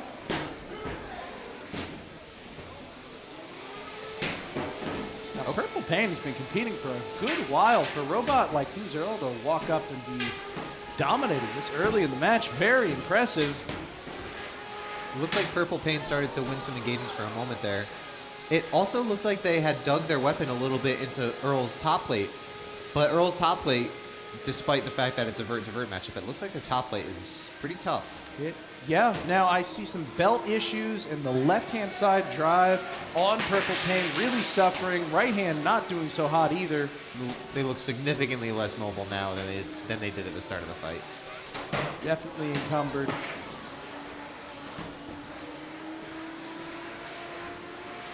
Yeah, the damage is adding up on Purple Pain. And they're a hat. Everybody loves a hat. Nice little purple hat. All right, get off of there. Took a while to doff that. Someone get him from down there. Doffing not guaranteed. Here we go. Now the weapon on Purple Pain is still going full blast. That is a nasty. Oh no, I say that and immediately slows down. The camera angles we can see there's just so much drive issue. The plastic is crumpled on itself. The belts aren't spinning. Oh, and we might have enough now to start a count out. Of course, a count out doesn't start if Earl keeps engaging over and over again. But there we go. The But engagement has stopped. It has started now. They will not be Tap out. saved by the bell. They are saved in a sense from a tap out, but they will not be walking home with a win. The Davis family not looking as jazzed as I think they were hoping, but you know they're going to rebuild and come back bigger and better. Of course. Davis family, you've seen them with Purple Pain earlier. Father running Jack Move 25. Now at this point, it's sort of classic legendary robot. And Young Yellow, I believe. And Purple Pain, a little bit more of a clear reference than whatever's going on with Who's Earl. Reference to Let's one go of right the into the greatest replay. pieces. See some of these big hits all over again. That's what I'm talking about. These immense kind of chucking hits. It's like you are playing kickball and drop kicking your opponent over and over again. And for whatever reason, the geometry on Who's Earl was just able to accomplish that over and over again. A beater with a lot of weight behind it can sometimes sort of win those engages with any disc. And I think that elevation that it has, the fact it's a little bit of a taller robot, if it can land those hits, which can be harder when you're taller, but if it can land them, it really has this ability to throw a further distance. Absolutely. We didn't see any roof shots that fight, but we got close. And that's what I meant sort of a little bit about that cumulative damage, is that as that fight went on, those hits did add up, and what was only a little bit of plastic chassis guard on the side being deformed would later become, now the drive side has taken so many hits and has had its geometry altered so much that driving stops, weapon stops. I think what might help some people understand here is, for a metaphor's sake, obviously these are tough built, but when you have a robot that has so much plastic on the outside, sometimes it's like putting like a rare vase inside of a plastic container, and sure, you know, you can hit that plastic container really hard, and the plastic container might look okay on the inside, and when you open it up, it's still going to be full of broken glass. And some of these structural pieces on the inside of a robot chassis, like Purple Pain, sure, the outside might bounce back, but your motor shafts might not. Your electronics might not. These things that have to flex and then bounce back, if the outside flex is enough, you're no longer guarding those delicate things on the inside, but you won't know, just looking at it from a distance, that the things inside are broken. I quite like that metaphor, especially because we didn't really see it until it was upside down. But now we're getting ready for above average versus Johnathan. Interesting matchup. Very classic name for a very classic style of bot with that finger tech beater bar. I think the guys in the bowl are going to call this one for us. Oh, we are so happy to call this one. It's going to be fun. It's going to be weird. It's going to be a little Texan. But I tell you, after a fight like that last one, people won't be asking who's Earl anymore if they can keep it up, because that was an impressive performance. Let's see if the next named robot with a human name, Johnathan, can keep up the streak here. Gonna have to deal with this above average robot right here. It's a big wheel brought to you by Peter Garnage. I like it. It's got a big 9-inch blade on it. It hits pretty hard. Had some reliability issues earlier today. Let's see if Peter's gotten that sussed out. 5, 4, Big Fun fact. 3, 2, It's a fun fact. 5 and 1. Fight, Big robots, wheels today. fight.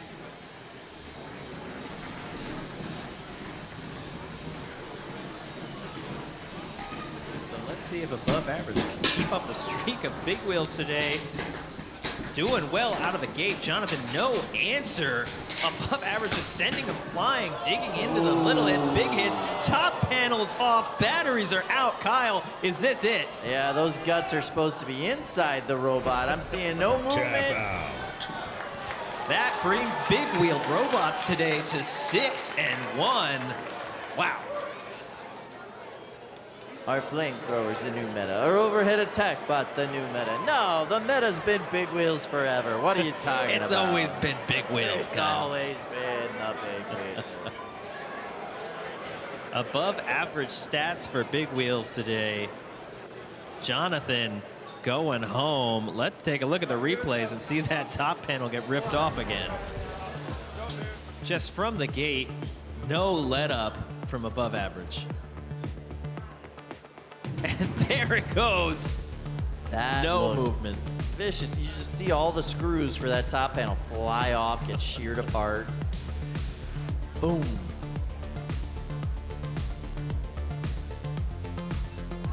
Lines it up perfectly. And yeah, they just bounce across the arena. You'll see him cage side. Can I get those back? I only bought a pack of 12. I'm gonna need those. Oh, the guts are everywhere. Hey, if you don't want people to know how bad your wire management is, don't let your robot get hit like that. So I always try to design the inside of the robot. When it inevitably ejects its guts, you'll at least be able to see the inside. Looks pretty. Right?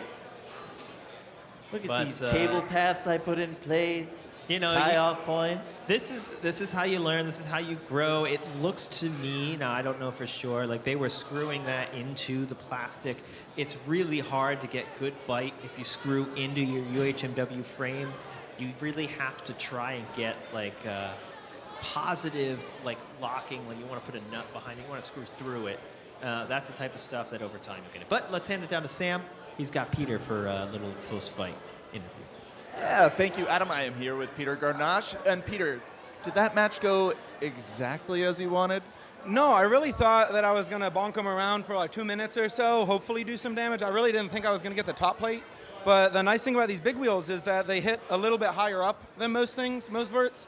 And so something like a top plate, if we get over in the backside of someone and they have it sticking out a little, we can just clip that and pull it right off. So, you know, that was about as good of a match as we could have had.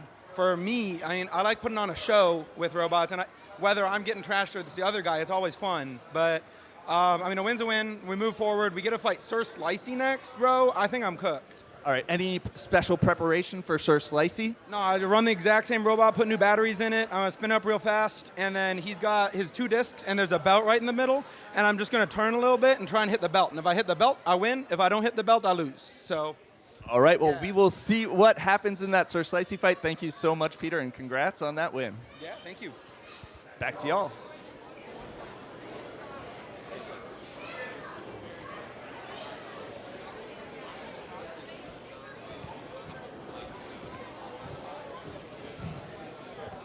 Wow. I gotta say, that Peter Garnash guy, he's not bad at driving big wheels. He did all right there.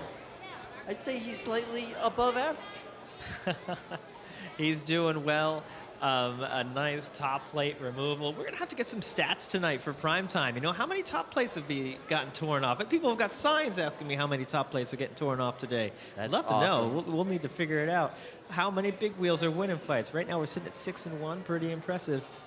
Fans are enjoying it. Big wheels, big crowd. It's a lovely day. It's a lovely day to be inside.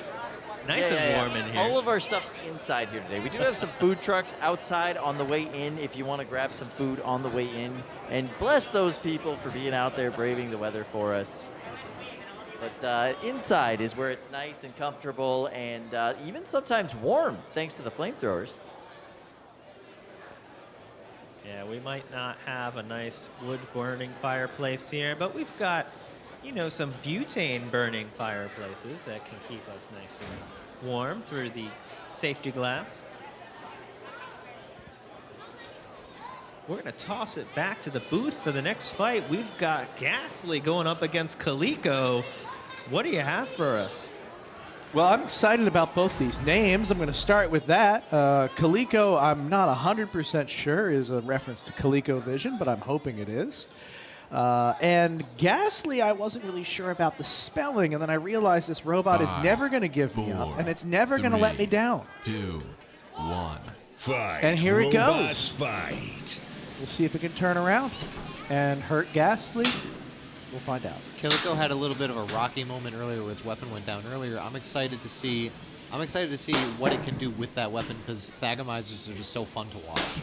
Now, Kilico has had an interesting day today. As I understand it, they're not running full blast on their weapon simply because of some geometry things they didn't expect in their design. The flip side of that is they spin up very fast. Interesting. They're doing a great job of using their weapon to run into Gh-Astley and put it into some bad positions. Oh, and they've lost the belt on their weapon. That was a critical issue they were dealing with earlier. That's no good. Come back to bite them. And now they won't be the ones doing the biting.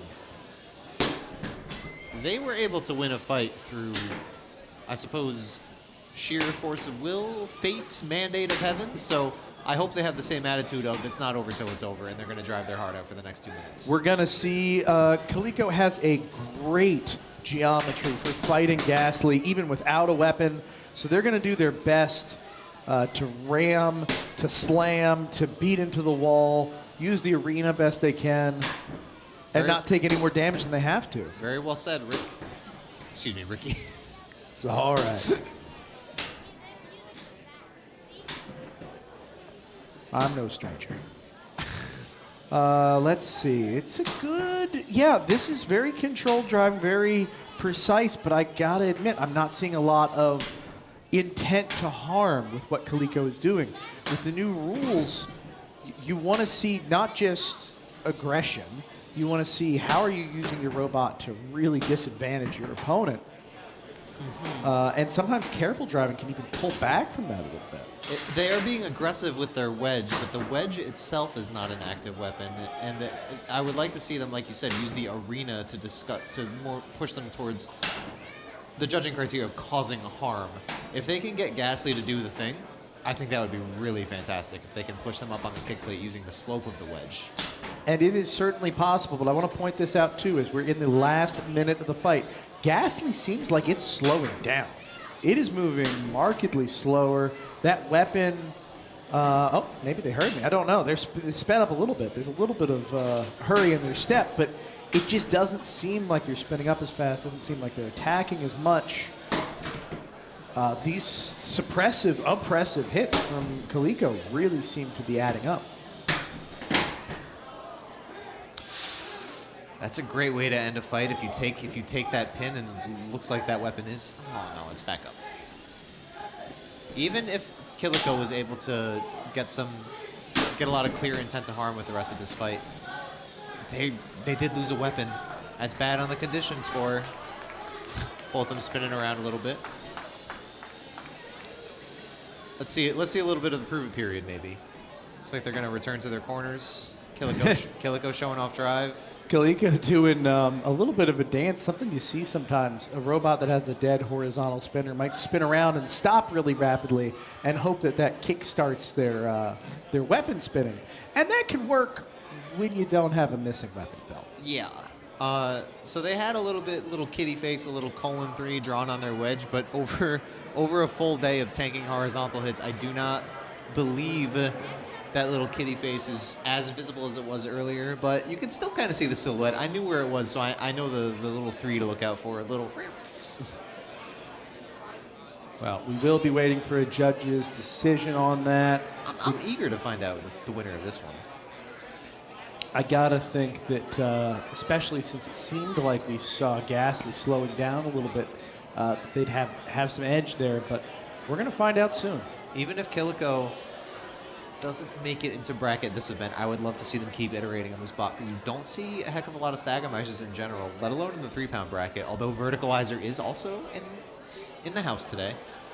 I think they're so fun to watch. I think they have just a very creative archetype, and Kilico's got a great theme. I would love to see them come back even stronger. I would love to see them do their strategy a little more, because the weapon has just taken so much damage. They haven't been able to do that Thagamizing.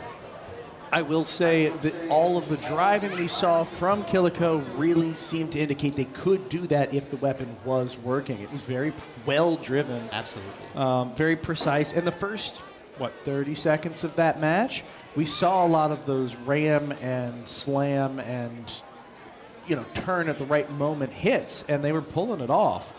So, like you said, if they can really get that weapon durability dialed in, it's a whole different ballgame. Got some fans in the crowd. Got some headphones on for when the action gets a little loud. Little reminder to any of the builders coming down to the pits that those kid fans do love collecting robot parts. So if something ever comes off of your robot that you don't plan on giving to your opponent as a trophy, maybe hold on to that in your pocket and give it to one of the spectators in the stands.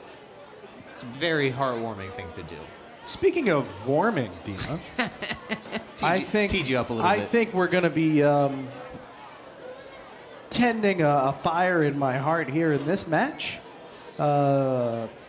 Stoking it, you might say.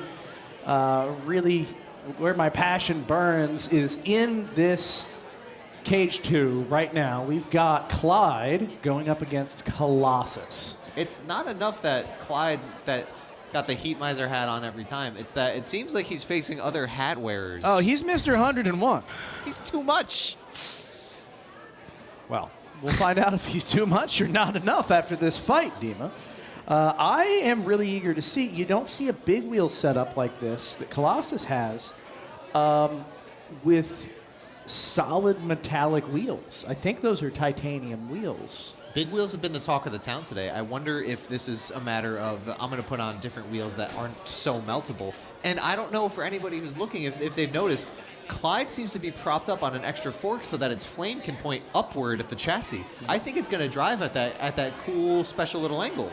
That might be the first time we've seen that from a flame robot, shooting at this upward angle. Oh, and look at that crossbar they've added. Crossbar to help push the big wheel around a little easier. Now let's take a second and look at the meta evolution that has happened here.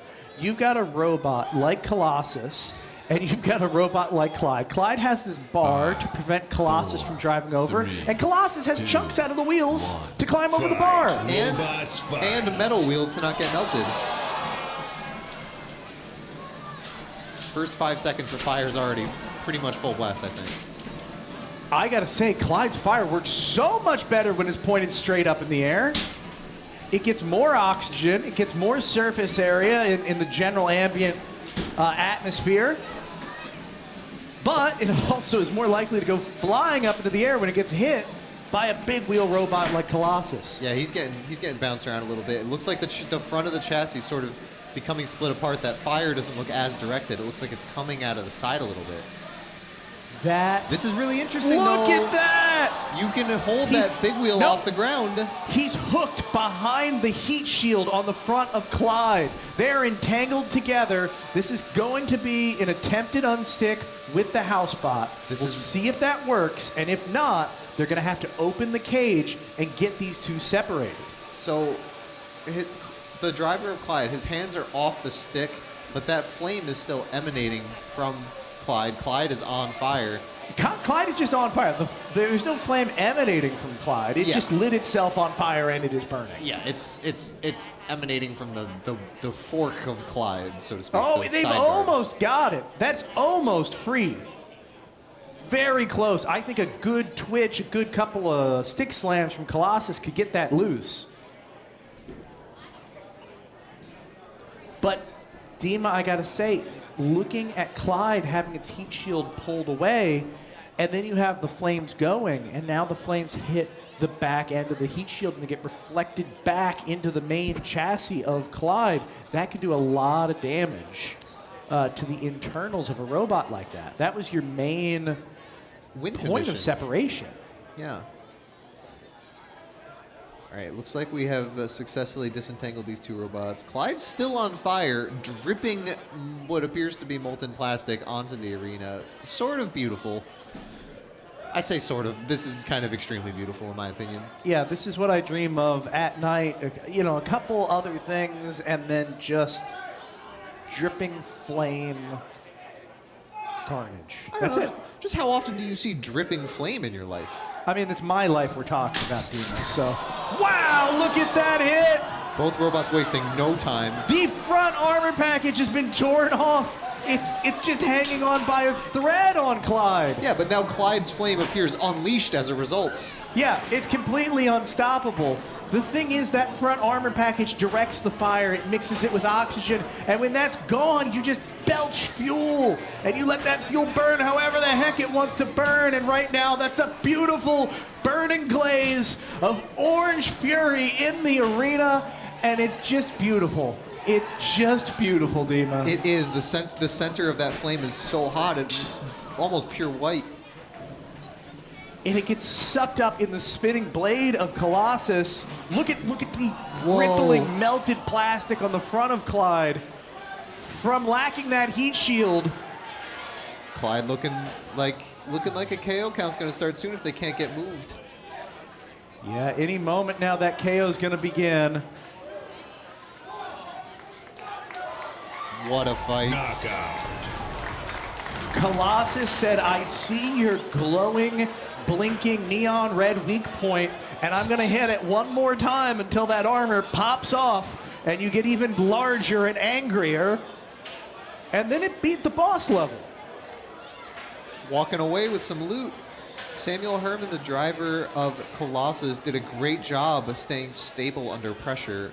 It's easy to get scared when a robot is launching unrestricted white fire at you, but you gotta keep driving. You know, in a science fiction movie, you blow someone up and everyone feels better because the big bad is done for, and then the dramatic music starts again, and out from the middle of the flames is whatever terrible thing you were trying to defeat, just angrier. Just angrier. Phase 2. And then the hero blows them up. That's exactly what happened here. Yeah, Samuel did a great job handling Clyde's phase 2 of that boss fight. Even though you were bigger and more metallic and very scary yourself, I think Clyde was the boss there. Well, I am tickled. That was a fantastic fight. A lot of fire. I'm a little disappointed. I believe that will mean that Clyde is headed home, and that's never a happy thing for me to say. I think so. I am so happy every time Clyde is in the cage. It would have been great to see it win just because it means more fire, and it's a little bit of a reward to us at NHRL for all the work that they put in to get fire clearance to be able to run run these very scary robots in these cages. It is worth shouting out to all the fire builders. We put you through the ringer here. There's a lot of safety regulations that you have to go through. There's a lot of hoops with state and city and everyone else to do this safely and legally and everything else. And to do it in a room full of children, right? And so for them to do that and to bring us the joy that is Clyde, hats off to you guys, or giant fire hair pieces off to you guys. We really do appreciate it. Our flame wigs off to you. It's just all that mutual work to get fire as safe as possible and to get it working and running like that. That's our reward as spectators. And I'm not technically a spectator, but when I'm watching a fight like that and talking over it, I feel like I'm in the same spectator seat as the rest of you, where I'm just having a blast watching that flame. Tickled. It's the best word for it, Demon. Absolutely. Gonna be tickled. A little bit of a slightly longer loadout process than other archetypes of robots when flame is involved, but again, so worth it. Got the gloves on and everything. That will be extradited to our fume extraction center at the back of the building and taken care of and allowed to cool before it returns to the pits. It's a funny place to be in that center. I've only been in there once with the gloves on, and it was to salvage what was left of my bot after a battery fire. But it's a funny experience to be doing post fire surgery on your robot, on your 3-pounder. Well, a lot of people might not realize, but when you go through a fight like that, you put the fire out and everything seems fine. First off, that plastic stays hot, sometimes for an hour or more. Oh, yeah. It doesn't cool off. It's an insulator, and it takes time to cool down.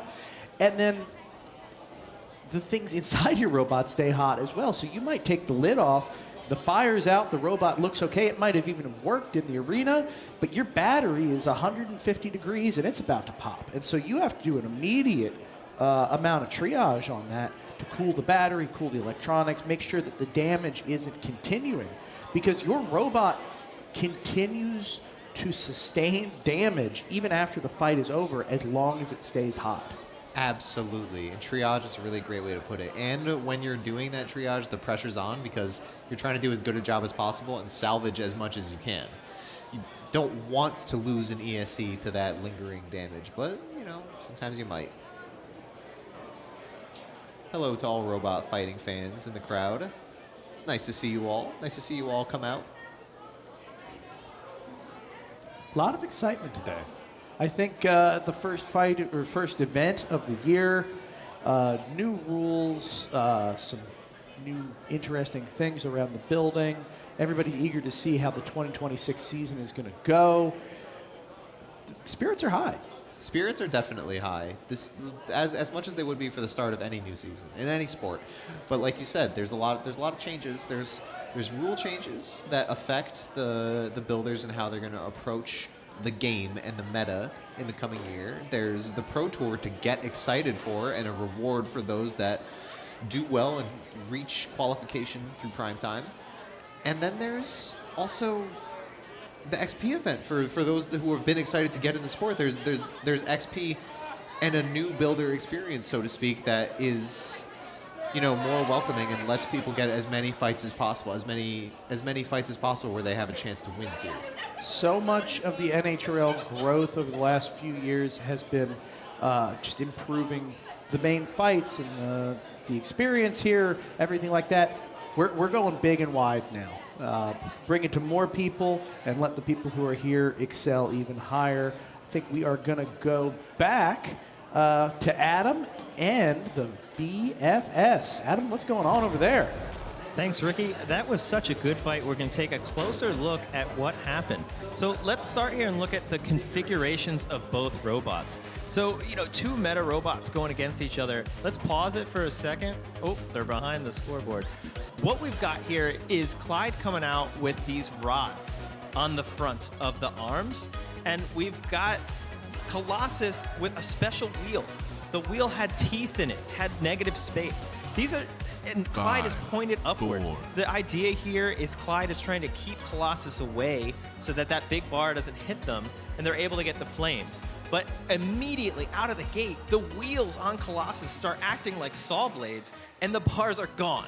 So right off the bat, Clyde has completely lost their advantage in keeping them away. But to their credit, they don't give up. They just keep running into Colossus. Let's see what happens. Colossus wheels hold up. The bar holds up. The flame protection holds up. And Clyde is now pointed upward into Colossus. Colossus is teeing off against them. The flame's unable to get enough persistence, enough time on Colossus's body. But what they do get time on are Clyde's own frame members. Now, Clyde's only real consistent flame was when they were intertwined and had to be separated. But look at this. This is solid plastic on the side of Clyde that has lit on fire. Plastic is flammable. It takes a lot of heat to get it up to that point. And Clyde basically turns itself into a candle. You could see the molten plastic dripping down the arm during the entire unstick, melting onto the ground. I don't think this is gonna smell quite as good as the candle you're gonna get at the store, but amazing to watch the material science here as the plastic just burns away like wax. These flames are hot. Now, the thing about Clyde is it's not your average flamethrower. A lot of flamethrowers here, they just kind of shoot butane out. There's a little spark igniter, there's a little coil at the front that heats it up, and you get some flames. But Clyde is dialed in. Clyde has a fan in the back that blows the flames through a precisely controlled combustion chamber. After that panel on the front of Clyde broke off, all that precision was lost. So these flames now are huge, but they're not quite as hot as they were before. But a great visual treat for us, and eventually Clyde gets themselves so hot they just stop moving at the end of the fight. Tremendous fight, great visuals. Unfortunate for Clyde, but Colossus's configuration comes out ahead in this fight. Clyde going home. Let's send it back to Cage 2. Ricky, Dima, what do we have? Adam, thanks so much for that breakdown. Really appreciate it. Next time at Yankee Candle, I'm going to see if they've got Burning Robot in the back. Kind of doubt it, but it's worth a shot. I'll get my mom a Clyde candle for Christmas this year. One can only hope. Now we're into a match in Cage 2. Let's go for it. Looks like Caldera versus the Wall. We've seen both these bots today. Interesting matchup. Yeah, the Wall is a natural foil to a robot like Caldera. Big, wide plow effect, a heavy robot. Can really bully a horizontal like Caldera around the arena. But Caldera, very durable robot. They can stand up to this sort of abuse a lot better than your average horizontal. Wow, look at that piercing hit! Wonder if it did any lasting damage. That looked, every hammer saw hit that goes in like that looks strong. Well, Dima, it may well have hit one of the spaces in between the plastic and the metal. I don't know for sure. Of course. But sometimes you can get lodged in there in existing spaces rather than making your own. That may have been what happened. Well said. Something about this classic sort of horizontal design is it does have gaps where a hammer saw can't really touch anything meaningful.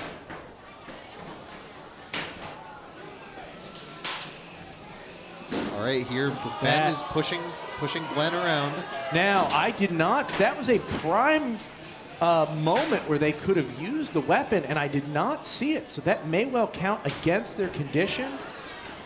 Now they're using it now, so it's clearly working. I believe it is codified in the rules that hammer saws are not required to show attack if it would sacrifice their weapon to do so.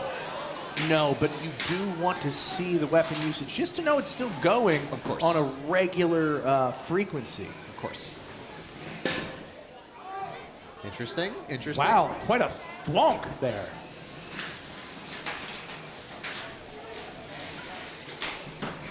Doesn't look like the Wall has been able to get any significant damage, but neither has Caldera. think it might come, but I think there's. Here we go. Here we go. Oh, wow. That is a good hit right in the motor casing of Caldera. That is a huge gash they put right in the cap at the motor on the top of Caldera. And I don't think that weapon is functioning anymore. I would be extremely surprised if that weapon could spin back up in any capacity. Wow, forget the weapon. The entire weapon holding assembly has been torn from its mounts. Glenn taps out there knowing that the fight is not won from that position.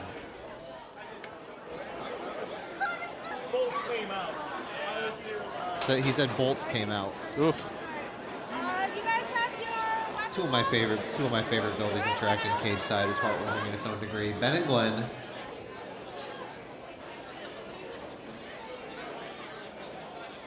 Also, in a way, both have sort of sequel-style names. The Wall Part 2 and Caldera 3 as opposed to Caldera 12, though it's not really a sequel to Caldera 12. You know what I mean. I don't know. I think it's 9 sequels deep to Caldera 3. I've watched all the movies with the exception of 5. 5 hasn't aged well. It was appropriate in the 80s, not so much in 2026. Dude, I'm a contrarian. Caldera 5 is one of my favorites, but Wow, I okay. guess that's just me. I guess I'm just a weirdo like that. Yeah, you know, if it's okay for Mickey Rooney to do that in your book, that's your business, not mine. Caldera 6 and 7 are all the rage now, just because of popular extenuating circumstances. Well, of course. Yeah, of course. Wow, I gotta say this is one of the most beat up floors we've seen at this point in the KO show here in Cage 2. There's a lot of missing paint, a lot of missing wood. Of course, our cage staff does an incredible job of keeping it as tidy as possible. They do such a good job. It's not just okay, let's sweep it in. They do an amazing job of sweeping, and they make sure that there's not any dust that's going to get in your motor or whatever. I like to think of the cage crew here at NHRL to be like a car detailer if you just brought them something after a train wreck. Huh. You know, like, please polish my paint and it might still be on fire. That's the job we give them, and somehow they do a good job each and every time, and the floors stay remarkably drivable despite the competitors' best efforts. Looks like Cage 2 is getting ready for a good fight. I like this one. Everybody always gets excited when Keziah steps up with Chainsaw Kitty, but seen plenty of hammer saw action today, and I'm a big fan of Sting Operation.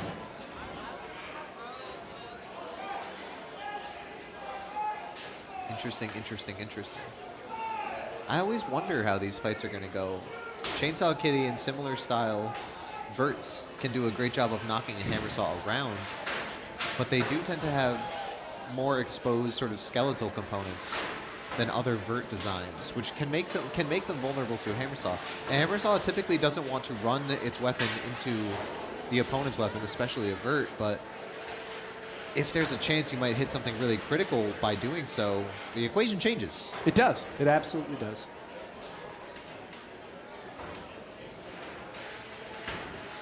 All right, interesting. Zaya going for the next dumpster. And Mark trying to go for his first out of Team Honeycracked. Sting Operation has been a robot that I keep looking at and I keep saying, what this has great potential. Absolutely. And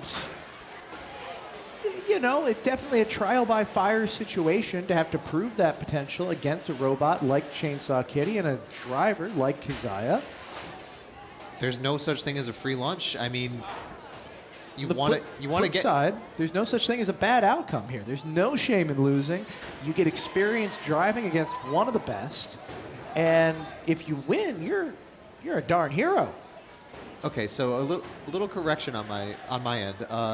Mark and Sting Operation are actually not from Team Honeycracked, but Mark is himself a beekeeper and a bee enthusiast, so that's just a bee-themed jersey he has He's all on his own. spiritually from Team Honeycracked, but not literally. I can imagine it's easy to see how I would make such a mistake. We will forgive you. He may literally be Honeycracked, but I don't know that he is on the team. That's all I can say. Chainsaw Kitty being made to be dangerous. Sting Operation, for a bee enthusiast, I think is one of the most clever, most cheeky, clever sort of wordplay names that we've seen at NHRL. I enjoy it, yeah.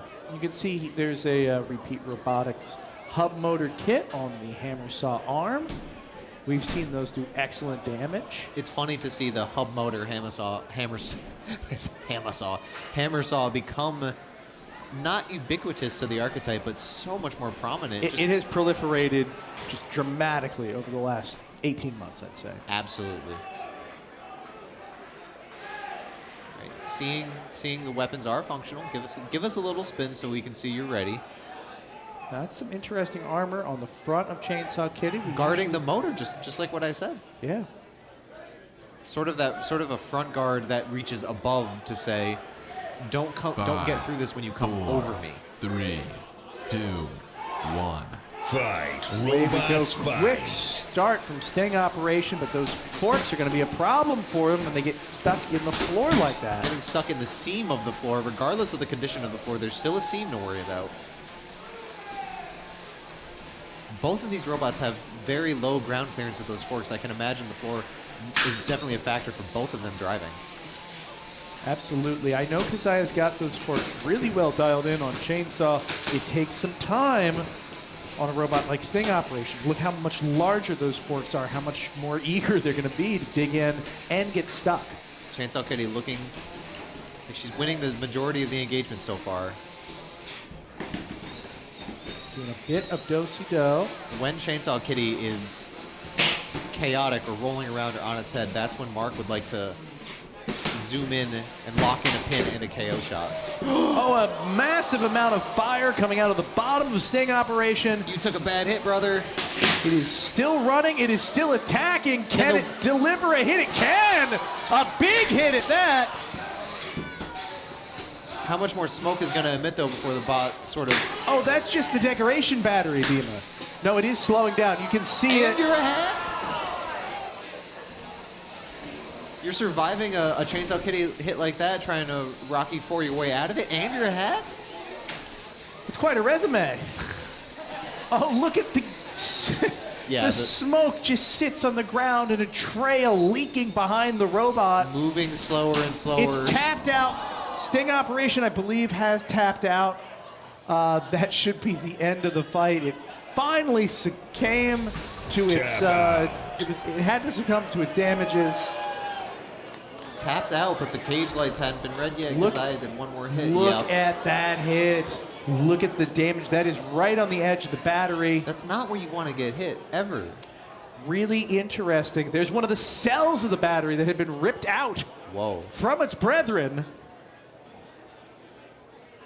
Separated from the family of the rest of the cells. How sad. That was a great fight, but when Chainsaw Kitty's knocking you around and you're both being chaotic and you're not in control anymore, Chainsaw Kitty, that's where they want to be, and that's sort of not necessarily the win condition. They win condition for any damage, but let's see if we can see where that hit came from. Yep. In the chaotic action, it looks like they sort of fell onto Chainsaw Kitty's weapon and it dug right in.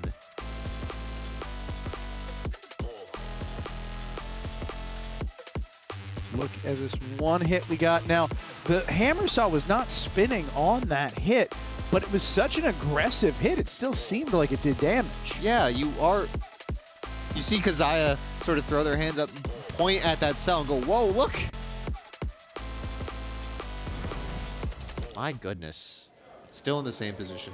Some serious damage. That looks like it's ready to be removed and dealt with. excised. It looks like they did almost smoke themselves out fully, so it looks like we're not going to have to sit and wait for the battery to drain. The battery drained during the fight, miraculously still going.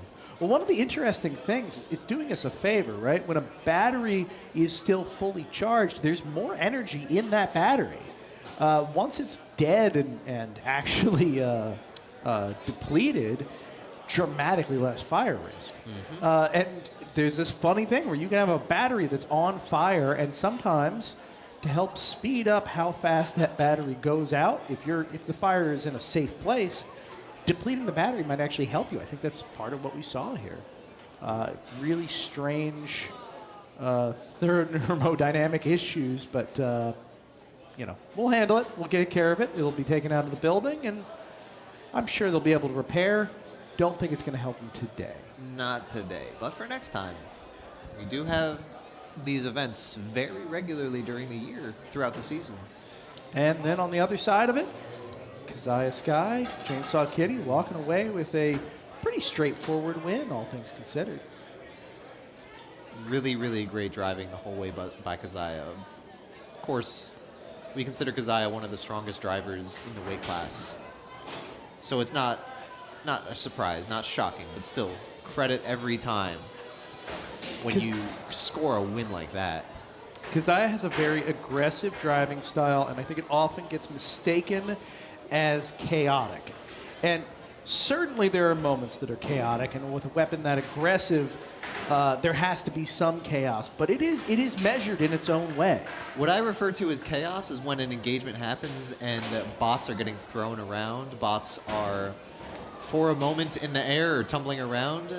Keziah, through many, many events driving Chainsaw Kitty, has seemed to master that. Has mastered the scramble, I think is perhaps a better word.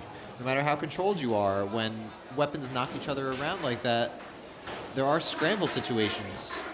Keziah tends to win those scrambles. We just saw a critical scramble win in the form of a sniped battery. Drivers win. Drivers gain this amazing sense of ESP within the arena, where they are just constantly calculating and guessing where a robot is going to land in the arena, how to be there, and how to meet that moment when it does land for the best chances in the match. I think we might learn a little bit out of it in a moment. Sam is cage side with Keziah. Let's go to Sam. I am. Thank you, Ricky. I am here with Keziah Sky. And Keziah, Chainsaw Kitty has been on a tear today. How have the changes that you put into this robot been working out for you? It's felt amazing. I doubled her input voltage. She has way more power. I slam the throttle. She does it. No hesitation. It feels amazing.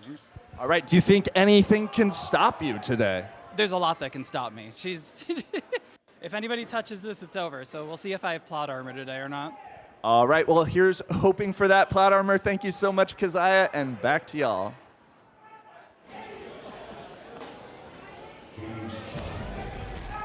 Oh, plot armor indeed. Keziah has plenty of that in spades. Speaking of somebody with plot armor, there you see Mako loading into the box. We are so excited for that fight. It's going to be Mako versus who's Earl? I don't understand the name of that robot. We're going to have to get an interview with that driver at some point today to figure that out. But I'm here with a special report. We've got our brackets ready for our 30-pound and our 12-pound division for the finals, which is going to be tonight at 7 o'clock. Come on back for the primetime show. Let's take a look at that 30-pound bracket right now.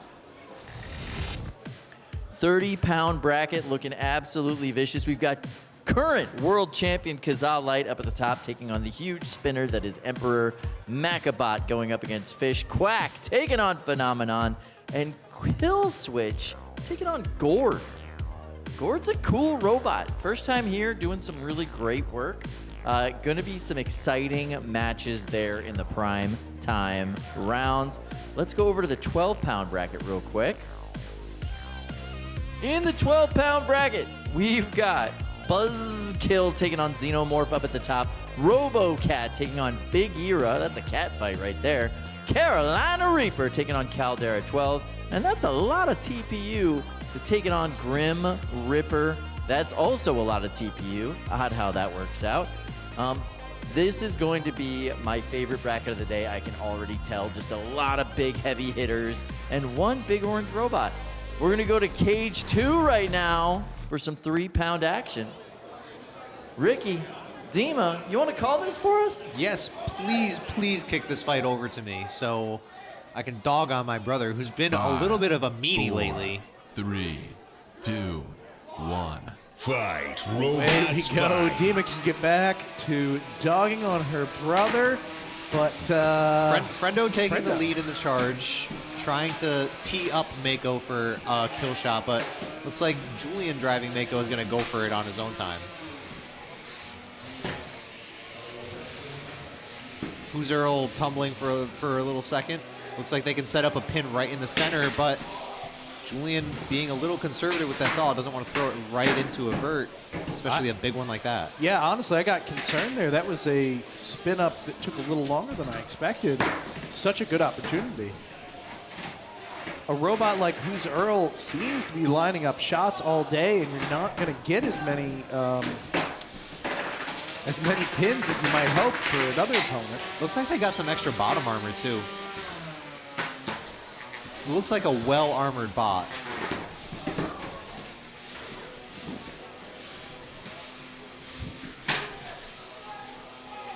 All right, still trying to master positioning right here. It's so compact, it's okay. Earl throwing around the saw. There's a big hit. Seems Mako did survive that with the weapon intact, but I got a little worried. It definitely had a weapon-to-weapon moment. It looks like it lost a couple impactors on the saw. I can see that. Yeah, you are absolutely right. For a robot that has a fast weapon as Mako does, that's gonna be problematic. To be fair, Friendo is also a win condition too, especially against this kind of robot. If it can have the thing done, that might be all that they need. Okay, into the corner near the house bot. Julian, lock in. What are you doing? Oh, interesting. Mako seems to be slowing down when the one drive side. Left hand not quite right. Looks like some issues might be arising. I'm not sure. Not sure the full extent of them, rather.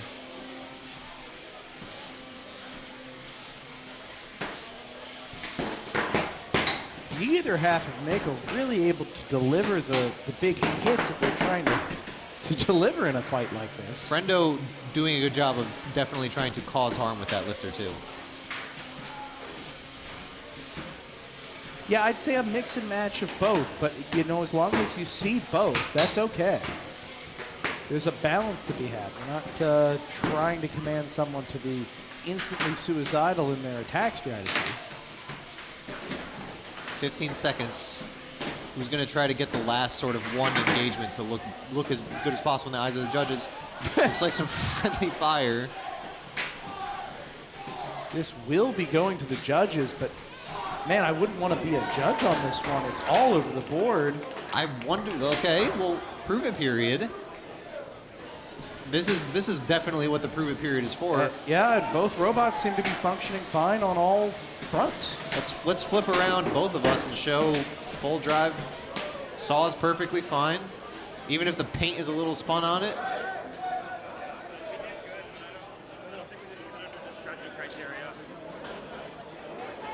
Builders themselves saying, I don't know how this fits into the new judging criteria. They think this is the first tournament in the new season. Right, for those that may not have been tuned in earlier, we do have new judging criteria here. It boils down to attack and harm. Basically, how hard are you trying to attack your opponent with your active weapon in a damaging way? And how much, I'm sorry, I said attack and harm. Condition, I don't mean to tell you folks wrong. How much you're trying to do harm to your opponent, and then how much damage you sustained over the course of the fight, or you ended up with at the end of the fight, I should say. Mm-hmm. That's very different than the control, aggression, damage trifecta that we had in the past. Builders are still learning that. They're still going to be building strategies to handle these new judging criteria, because it definitely supports or discourages a very different set of behavior than it used to. Absolutely. A strategy that involves stopping the action and pinning a robot for 90 seconds of a 3-minute fight, 90 seconds out of a 180-second fight, that is no longer going to be a valid strategy in the eyes of the judge. Maybe if you are trying to end the fight during those periods, but then if you can't end the fight, it'll look like you just stalled, and that's no good. Just like boxing, if you clinch the entire time, you're not landing significant strikes, you're not being aggressive in the eyes of the judges. You know, it's a little awkward sometimes to compare these robots to, you know, human sports, but I think it's the most apt comparison a lot of the time when it comes to judging. Especially the fact that you need the positive opinion of 2 judges to win. 2 out of the 3 judges have to believe that you won. It's a lot to get used to. Honestly, once you're around it enough, it kind of does become second nature. But competitors are still learning. We're still getting used to it. I hope you folks at home enjoy the fights it's bringing. I think they've been pretty good so far. I think so. Just in case you're confused, we had Sam put together a video for you. He's going to explain some of the changes we've got this season, rules or otherwise, just to get you up to speed and help you enjoy these fights more. So let's go to that video. Better fights, clearer outcomes, and a stronger experience for both fans and competitors alike? Here's what's new for the 2026 season at the National Havoc Robot League. The 2026 rule set pushes much harder towards using your active weapon to attack and cause actual harm. It's always been this way at NHRL, but now we're doubling down. Why? Because it leads to more entertaining fights, more understandable outcomes, and a better experience overall for everyone both watching and competing. Judging now reflects that philosophy. We've gone from 3 judging categories down to 2, condition and attack.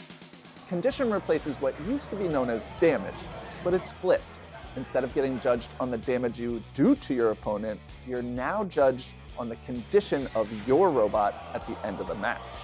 Attack replaces control and aggression, and it measures the intensity and frequency of your attacks, and critically, how effective you were at causing harm with your active weapon. Going from 3 categories to 2 will allow us to have faster judges' decisions, more consistency, and a clearer alignment between what happens in the cage and what fans expect the outcome of the match to be. Next up, how you compete. So for 2026, we have 3 distinct competitive paths. Some people enjoy showing up, immediately getting matched up against elite teams, and going 0-2. But that doesn't necessarily make you a better builder, and it isn't necessarily the best on-ramp into the sport of fighting robots. XP creates a softer landing for newcomers, so they get more fights, more experience, and a clear progression towards open tournaments. The opens stay largely the same, but with a more fair ranking system and a registration that prioritizes experienced competitors.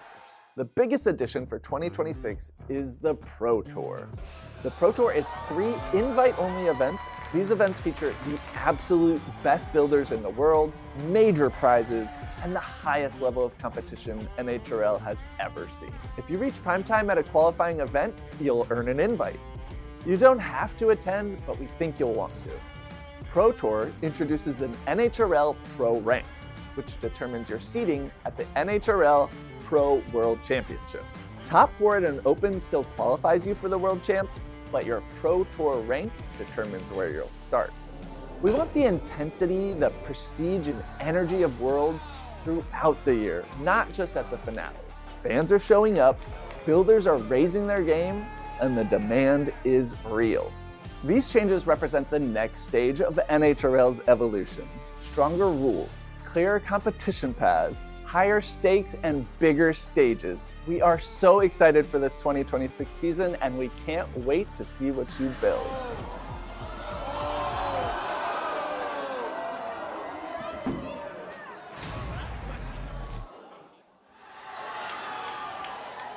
All right, we're ready to see the fight that Peter, the driver of Above Average, sort of gave us a teaser for. 4, 3, 2, 1.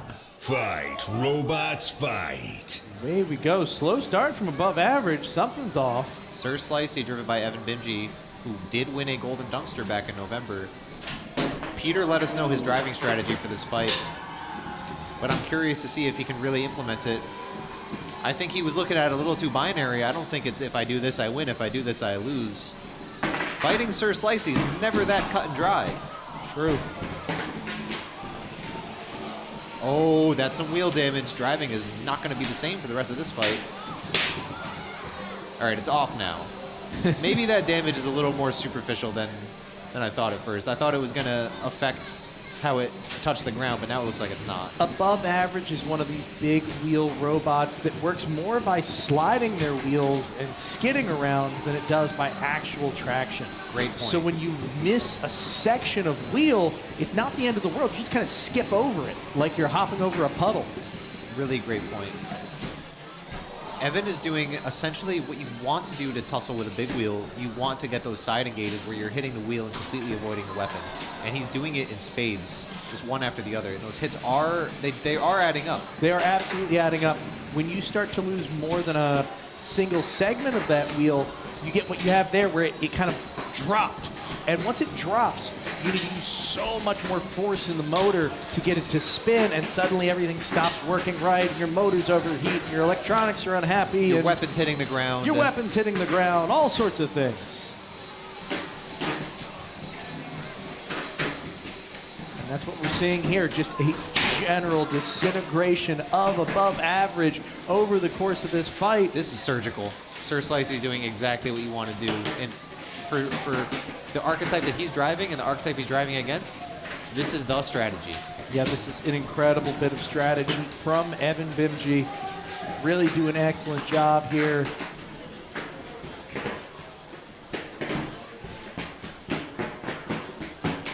Sir Slicey's reign of terror here is really been impressive. It's got such sharp discs. It's really able to cut into that plastic on above average and just remove pieces left and right. Evan's weapon isn't even spinning right now.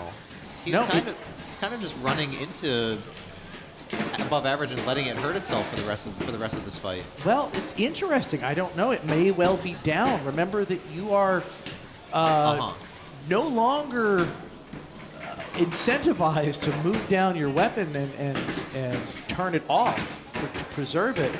And sometimes that can count against you in the judges' criteria. No, yeah, I don't assume he's preserving it right now. I think this might be legitimate damage. It got locked up, or it took a bad weapon-to-weapon engage on a sort of oblique angle. All right, well, Peter's drive is looking worse for wear. I wonder how spinning up the weapon might function in the prove it period, you know? If it's touching the ground. That's a great point. You do not get a free reset. You don't get your robot flipped over during the prove it period. Just do what you can. Now, if you can self-right yourself, sure. But you don't get to flip it upside down just to show it off as working. You can hear Peter Garnache. Cage side, he feels pretty confident in Sir Slicey's performance there. That's where my heart is at the moment, too. Me too. Even though the weapon went down, look at the condition of... One of these robots looks broken. Put it that way. That's a great way to put it.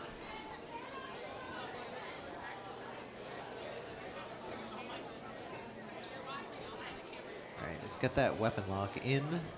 Let's get that robot off. One at a time so we don't have too many cooks in the kitchen or builders in the cage. Evan's going to flip over, Sir Slicey, weapon lock in. Great job following the rules. You're not supposed to touch the weapon when the weapon lock is not in, but you can use the weapon lock itself to manipulate the weapon into a position where you can lock it. That's what you're supposed to do. Even though it becomes routine for these builders at points, I do get a little bit of dopamine from watching people, you know, follow the safety rules. Because I love that I've been to so many events here.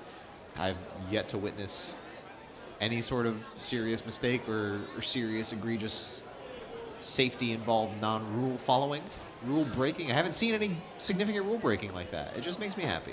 It is pretty rare. It's something that we are very blessed with here at NHRL. And honestly, in the sport of combat robotics in general, there's such a knowledge base, such an eagerness to help, and a high level of self-enforcement and policing in so many of the bigger events.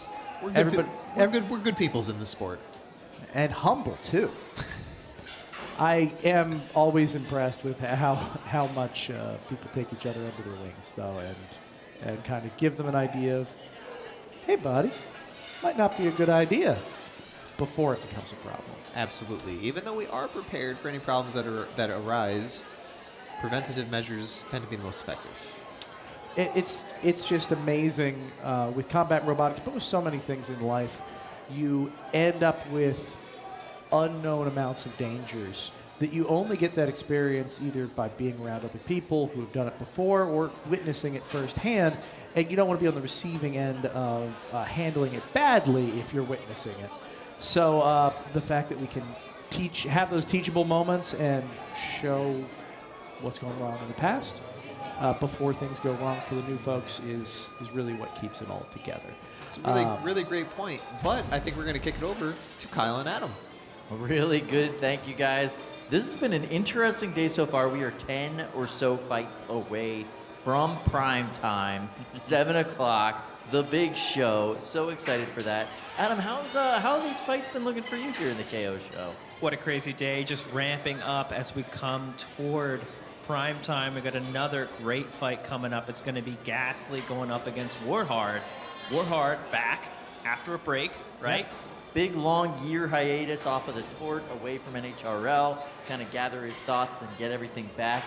And Johnathan Morez is back in full form today. We've seen amazing aggressive driving and a fully functional, great-looking robot. Yeah, it should be fun, classic matchup, horizontal versus a vertical robot. Who is going to be the one to take it? Let's see what configs they have here. Gh-Astley, I don't know, does Gh-Astley even run configs? They kind of just come out. They are Gh-Astley. Warhard looks like they are running just a standard wedge here. Makes sense against a horizontal, no forks, nothing tricky here. Just a classic fight. Who's going to win this driver's battle?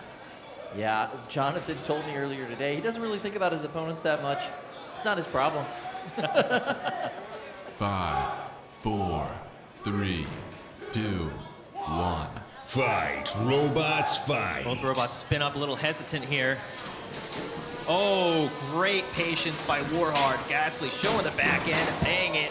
Warhard goes flying, though, on the secondary hit. Yeah, he's on the run now and on his head. He's got to get himself flipped over. This is a big advantage for Gh-Astley. Invertible, Warhard not. And Warhard sending themselves all over. Gh-Astley unable to really capitalize on all that, though. No, too much chaos. Oh, look at the bend in Gh-Astley's top armor, and now they've got pieces coming off all over the place. That looked like is it was not the good. cover. Yeah, look at everything's bent. I could see inside the motor. I could see the motor coils, and now they are completely high-centered on their own chassis. Look at the twist. What condition do you think Gh-Astley's in right now? They're in a ghastly condition, Kyle. Warhard, however, is ready for more. Flipping over their opponent, they say, keep going, I want to fight more. Look at the construction of the inside of that motor. So you can, oh, there you go. They can actually drive on that side. And you can see the cover for that motor just hanging out over there in the corner. It looks like it was completely sheared off of that bracket. Yeah, a lot of bearings in there we can get a look at. The entire chassis is twisted.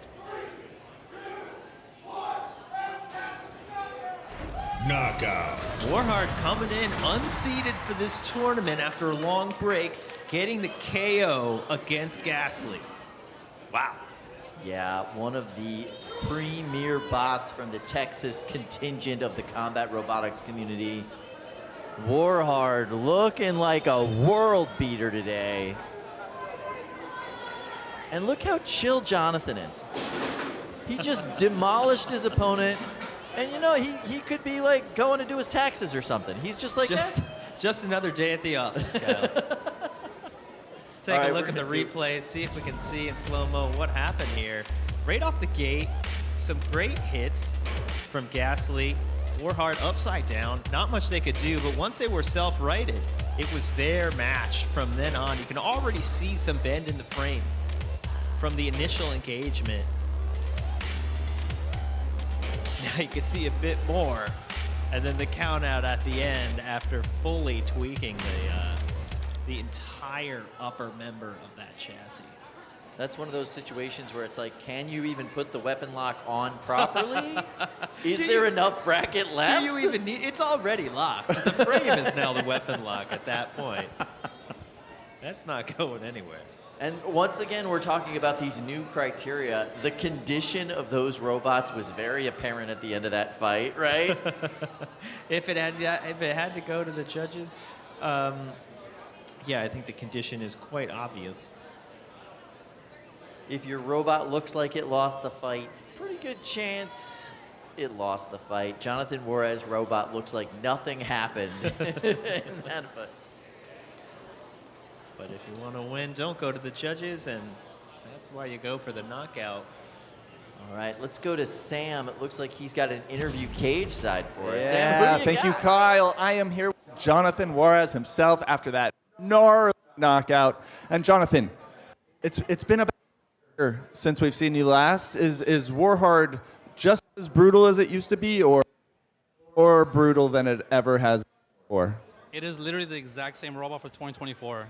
Like, not a single thing has changed on it.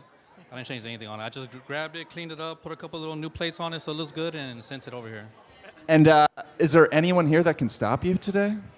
There's a lot of good robots here. You got to respect everybody, but I'm gonna try my best and hope it works out. All right. Well, we're looking forward to seeing the future of your matches today, seeing you go deep into prime time. Thank you so much, and we can't wait. All right, back to y'all. Thank you so much.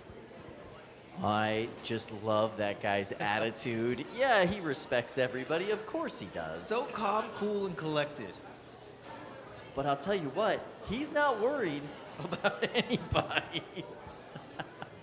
He's just totally relaxed, totally chill. I love that attitude on him. He's the best. The mental aspect, being able to come into a fight calm, cool, collected, play your game, stick to your strategy, is huge. These fights are all over the place. They're hectic. How do you keep doing what you're supposed to be doing when your robot's flying across the arena?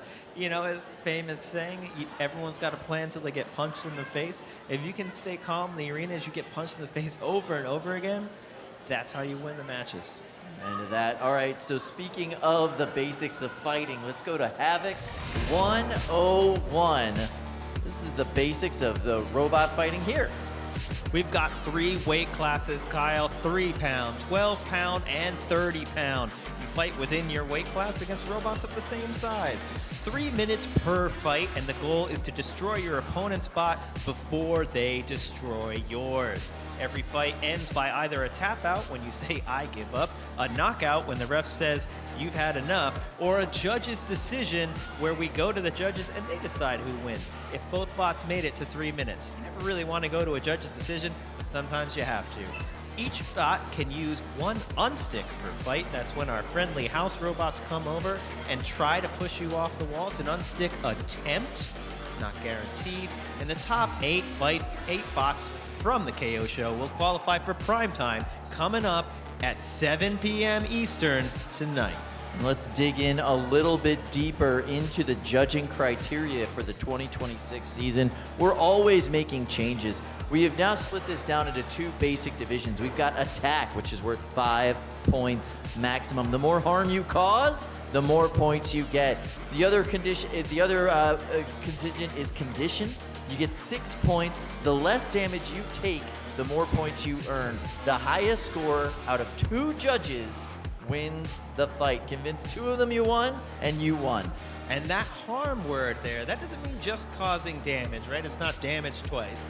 But if you flip your opponent over, if you send him flying, if you smack him really good, using your active weapon consistently throughout the fight, that's how you get those attack points. If you're a lifter, if you're a flipper, if you're a hammer, you can get those points. You don't need to cause physical damage to get attacked to cause harm. Just put your opponent in a worse place than they were when you started the engagement, and that's scoring attack points.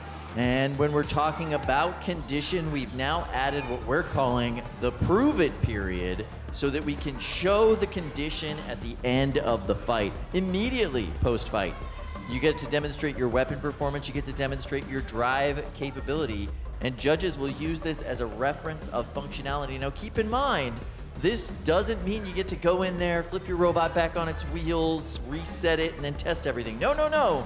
It's immediate. If you've got to flip your robot upside down, you got to do that yourself in the box with the door locked. And we don't officially give style points here at NHRL, but we sure do appreciate it if you use the prove it period to show off a little bit. Have some fun. Don't hit your opponent, that's not allowed. But spin around, do a victory dance, wiggle your arms and hands in the air if you've got them on your robot. Show us everything works, and have a little fun.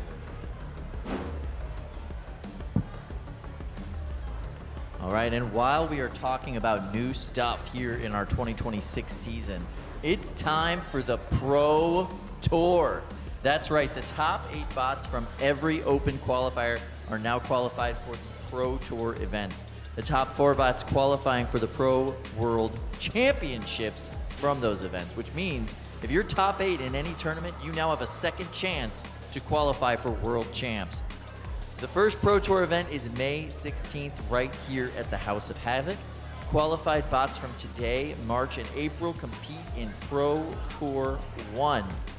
3 Pro Tour events in 2026, 1 in May, 1 in July, 1 in November, and maybe they'll be near you.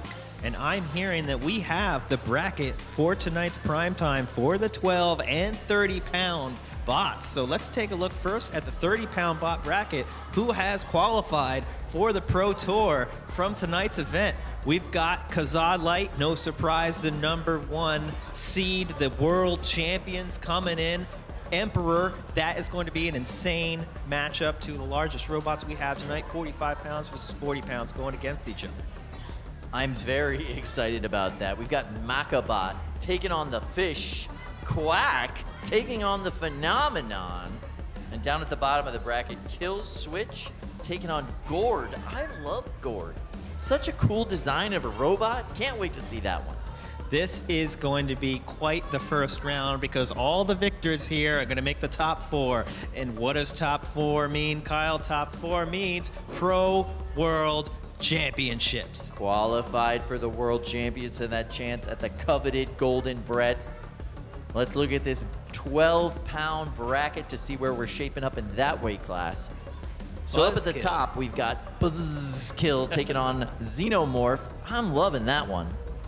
Yeah, RoboCat versus Bagheera. Carolina Reaper versus Caldera 12. That's going to be a hot fight, Kyle. Right? Cat fight before that, hot fight after that, and down at the bottom, that's a lot of TPU going up against the Grim Ripper, which actually is also made out of a lot of TPU. I gotta say, that's a lot of TPU has been pretty surprising today. I think with new rules, a lot of people thought, you know, maybe these lifter robots, these TPU robots wouldn't do as well. But you know what that's a lot of TPU said? I'm not going to the judges. I'm gonna win fights by KO. Yeah. And they have been knocking out people and doing amazingly tonight. I've been checking out the chat today. There are a lot of people who think that we are now kind of biased against lifter bots and control bots with these new rule setups. That's not the case. We're biased against boring fights. If you've got a lifter robot and you're throwing people up against the wall, smacking them into the corners, making them do the thing, that's attack. You're gonna win. Yeah. Like, that's just the way it goes. You know, we want exciting fights. So check it out. When you come to this event, first of all, it's nice and warm inside. Second of all, you can drive your own robots. You can drive our little test box arenas. You can check out some of our robot kits and test them out inside of the arenas. We've got this full merch shop as you walk through the front entrance. And you can buy some of those robot kits and take them home. Have a little bit of fun, build them up. North Face bags. Yeah, here's those kits. Yeah. You can join our Havoc Academy, learn about robot building, learn about robot construction. Check it out, buy these other kind of robot kits, construct your own STEM project at home. And, of course, we got t-shirts, graphic tees for the kids. I'm personally biased toward the NHRL Worm logo white tee there. Love that one. Classic. NHRL as the NASA logo, I like that. Kids are having fun. Lot to do here. We've got games in the back. We've got food trucks out front. We've got a little bar going with beer and cocktails. And fancy hot dogs. Yeah, really fancy hot dogs. I do like their fancy hot dogs. But yeah, it's an awesome event to come to live. And the skee ball's free. You can't beat free skee ball. It's good practice. Anyone in a skee ball league, you come down here, just, you know, rack back some balls and try and go for those hundreds. We are now loading into Cage 2. We've got Aimbot taking on Titanium Hwhite. Yeah, this is not a bracket fight. This is an R&D fight. Yeah, let's hand it over to Ricky and Dima. See, what's going on here? What's R&D?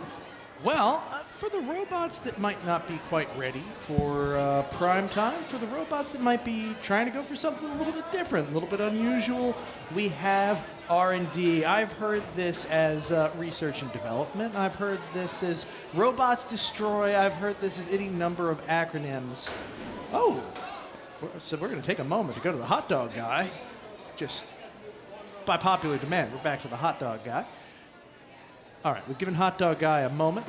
Let's talk a little more about R&D. For robots that want to have put on a good show or test things out, we have this new option of fighting in the R&D style fights. That's what we've got today.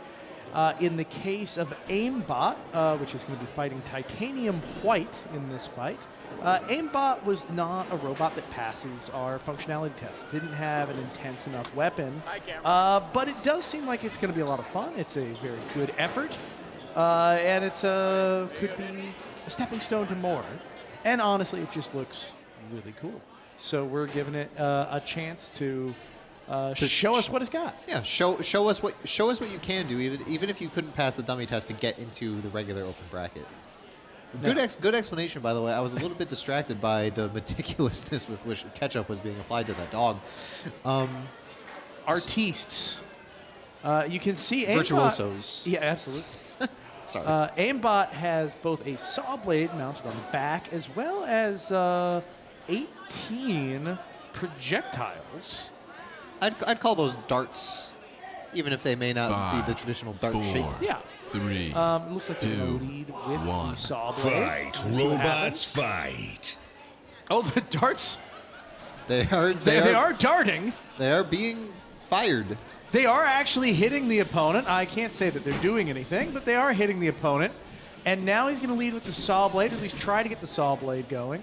The saw blade is actually quite good at being a saw blade, but the motor is hooked up to not so hot, so it stalls pretty easily, and the flames have started.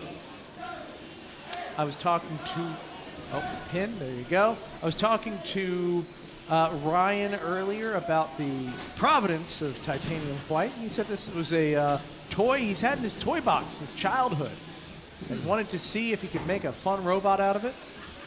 Definitely looks cool. It looks really, really, really, really cool. I don't want to undersell just how cool it looks.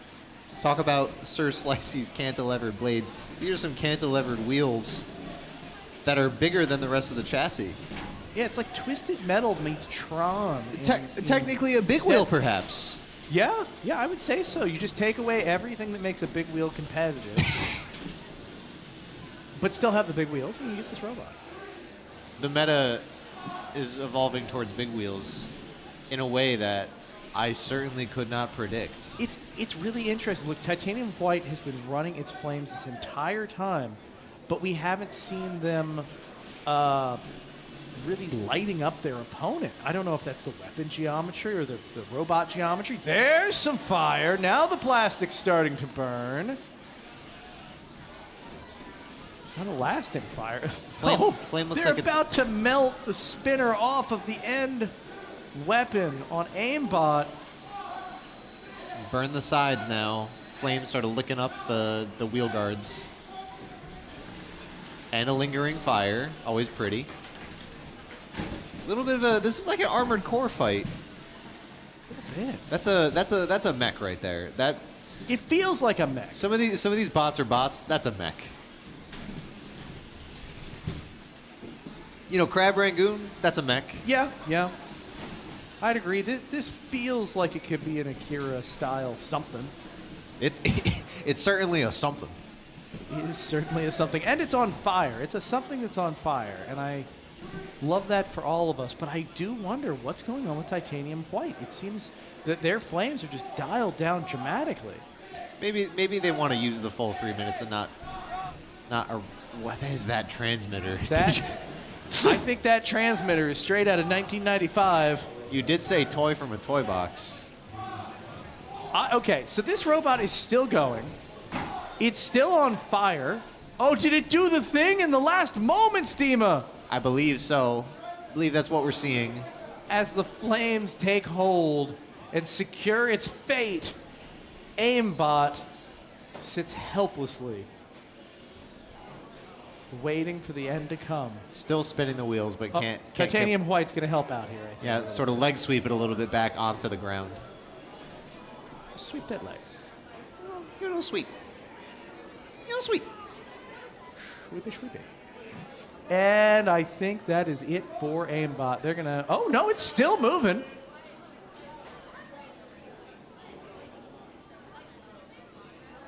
All right, this is a prime moment to hit that with the fire extinguisher. There you go. Perfect work.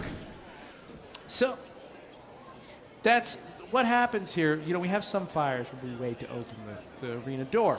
If there's a battery that's rapidly releasing smoke, if there's anything to do with a flamethrower that could light off suddenly, in a fight like this where it's plastic just burning on its own, you want to get that out as quick as possible so that we can get the robot out of the building as quick as possible, move on to the next fight. Save whatever you can. That too. That's a big factor as well. It strikes me that this might be, you know, monetarily a little less costly of a robot to build than certain other robots we've seen, but, you know, we want to preserve everything that the builders brought into the cage as best as we can, right? As best as we can. As best we can. You know, after we lit it on fire. Well, I think we'll agree that might not be quite ready for the open tournament, but it's neat seeing something different. It's neat seeing something aesthetic. And it's always fun seeing flames in the arena. Well, you can't really put a price on inspiration, right? So maybe this is the R&D fight that we needed for either this builder or a different builder to say, hey, wait a minute. I can point my wheels like that. I could put something in the middle like that. Well, we're gonna find out. We'll see if in 3 months someone walks around with Aimbot 2.0 or something better, something bigger, something meaner, something crazier, crazier than a tiny saw blade affixed to a dart shooting robot with big wheels. Take off the darts, put a bigger motor on that tiny saw. Make the chassis able to hold batteries, etc. And I think you got a stew going. First off, I love that. And earlier I was going to say it takes a lot to make a stew, and go into a certain song that I won't subject people to. But as I understand it, from what I'm being told by the production folks, is that's actually a Star Wars toy. Some sort of Star Wars droid that was modified. Some sort of, no offense to the Star Wars franchise, but a D-list droid that I don't know the terminology of. Clone Wars is the particular subsection of the Star Wars franchise, and it's a Hellfire droid.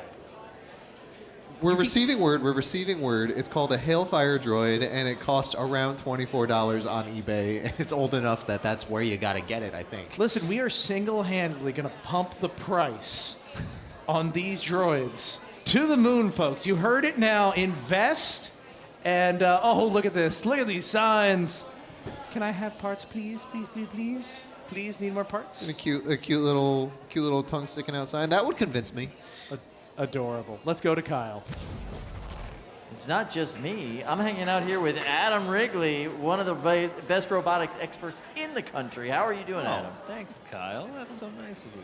I'm doing great. I hope you're doing great, too. Great fights, and we've got a few more 3-pound fights left. We're done with 12s, done with 30s, but we're not done with 3s. 8 more 3-pound fights, and then we move on to prime time at 7 o'clock. The next fight that we have coming up is going to be the Wall, Part 2 versus John Undercutter?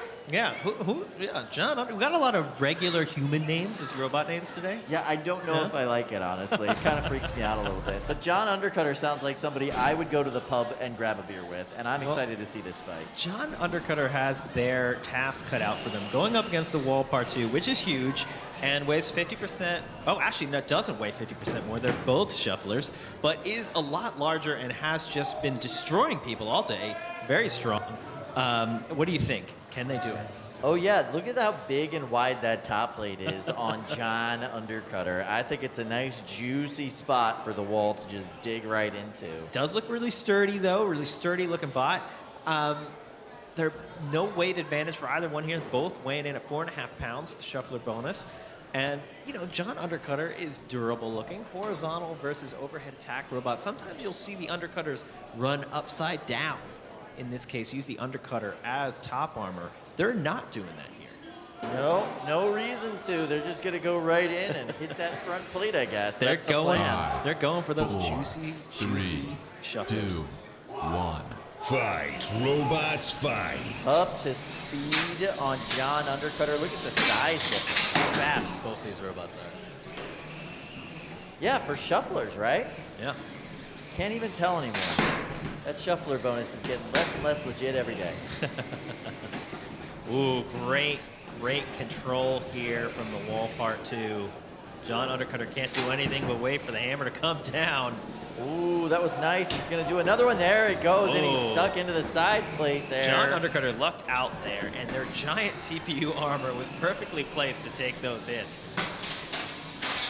Oh.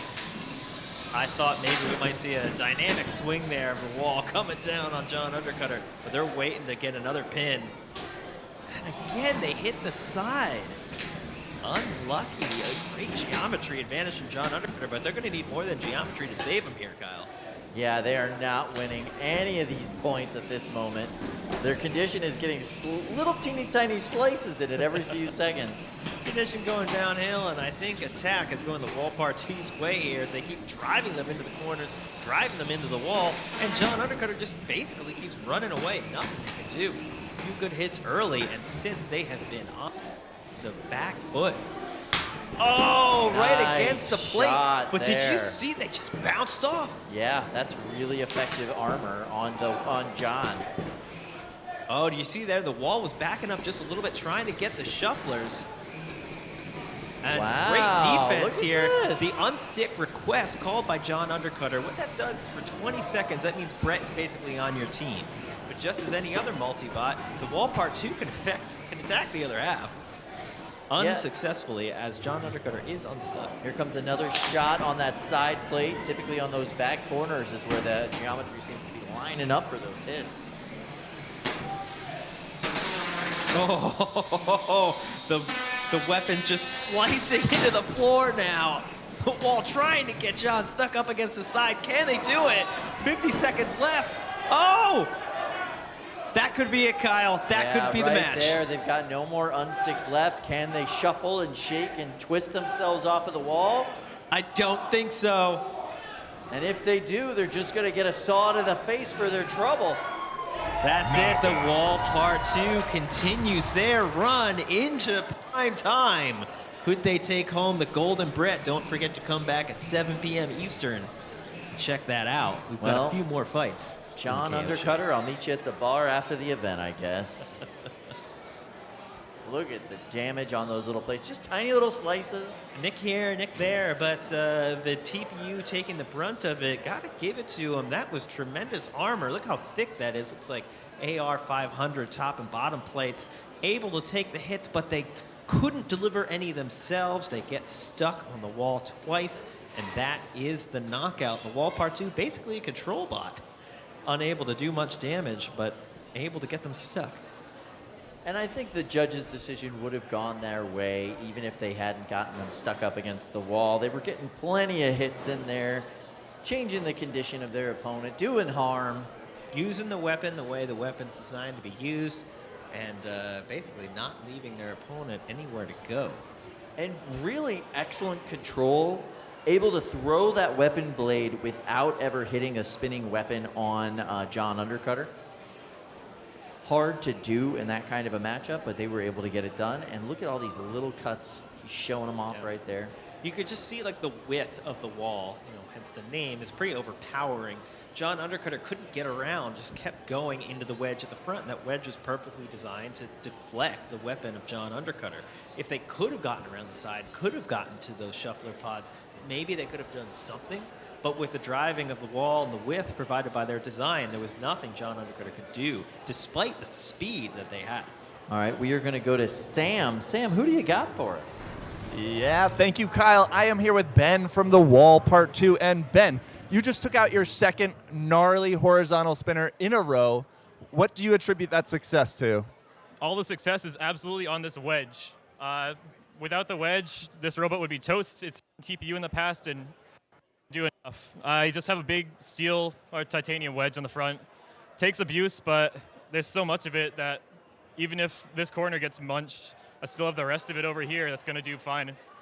All right, well, that big old wedge seems to be undefeated. I can't wait to see it again in the future. Thank you so much, Ben, and back to y'all. Wow. All right, we are now heading back into Cage 2. We're going to see some more little bot action. Anubis. I love Anubis. What a weird bot. Taking on Cole. Cole's a newer overhead attack bot. And another human name. We'll see how they do. Yeah, what's with that today? So weird. Anubis, nice style. The rib cage up top. Cole looking nasty with that overhead arm. So much speed, it's almost a hammer in itself. Anubis running some nice looking forks off the front here. Look like TPU forks pressed into the ground with their design. Larger forks here on the front of Cole. 5, some out wide, some 4, inside. 3, 2, 1. Fight. Robots fight. Box rush by Anubis, taking advantage of some hesitancy from Cole, but Cole fighting right back, pinning him up against the wall. That weapon is so high on Anubis. As long as he can keep his front towards Cole, he's going to avoid getting that overhead attack. Cole's so high in the air after these hits.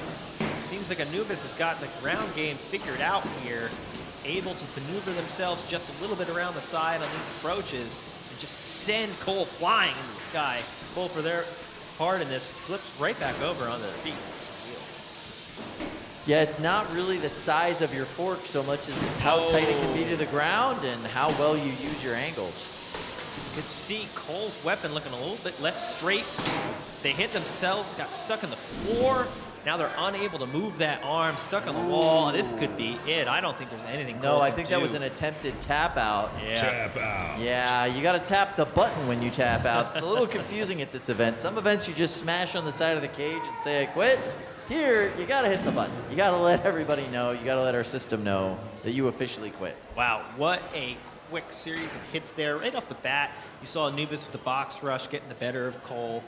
Cole fought back pretty quickly, self-righting, getting some good pins, getting some good opportunities, unable to deliver a really good blow. And then once we saw Anubis figure out the right approach angle, they used their faster speed to take on the larger Cole, just send him flying. But look at the damage on that. Yeah, really nice point of attack. I think Cole is a cool robot. They definitely have to work on that ground game, though, if they're going to effectively utilize their strategy. Yeah, it seemed like the forks were decently well positioned, but Anubis was able to drive around them.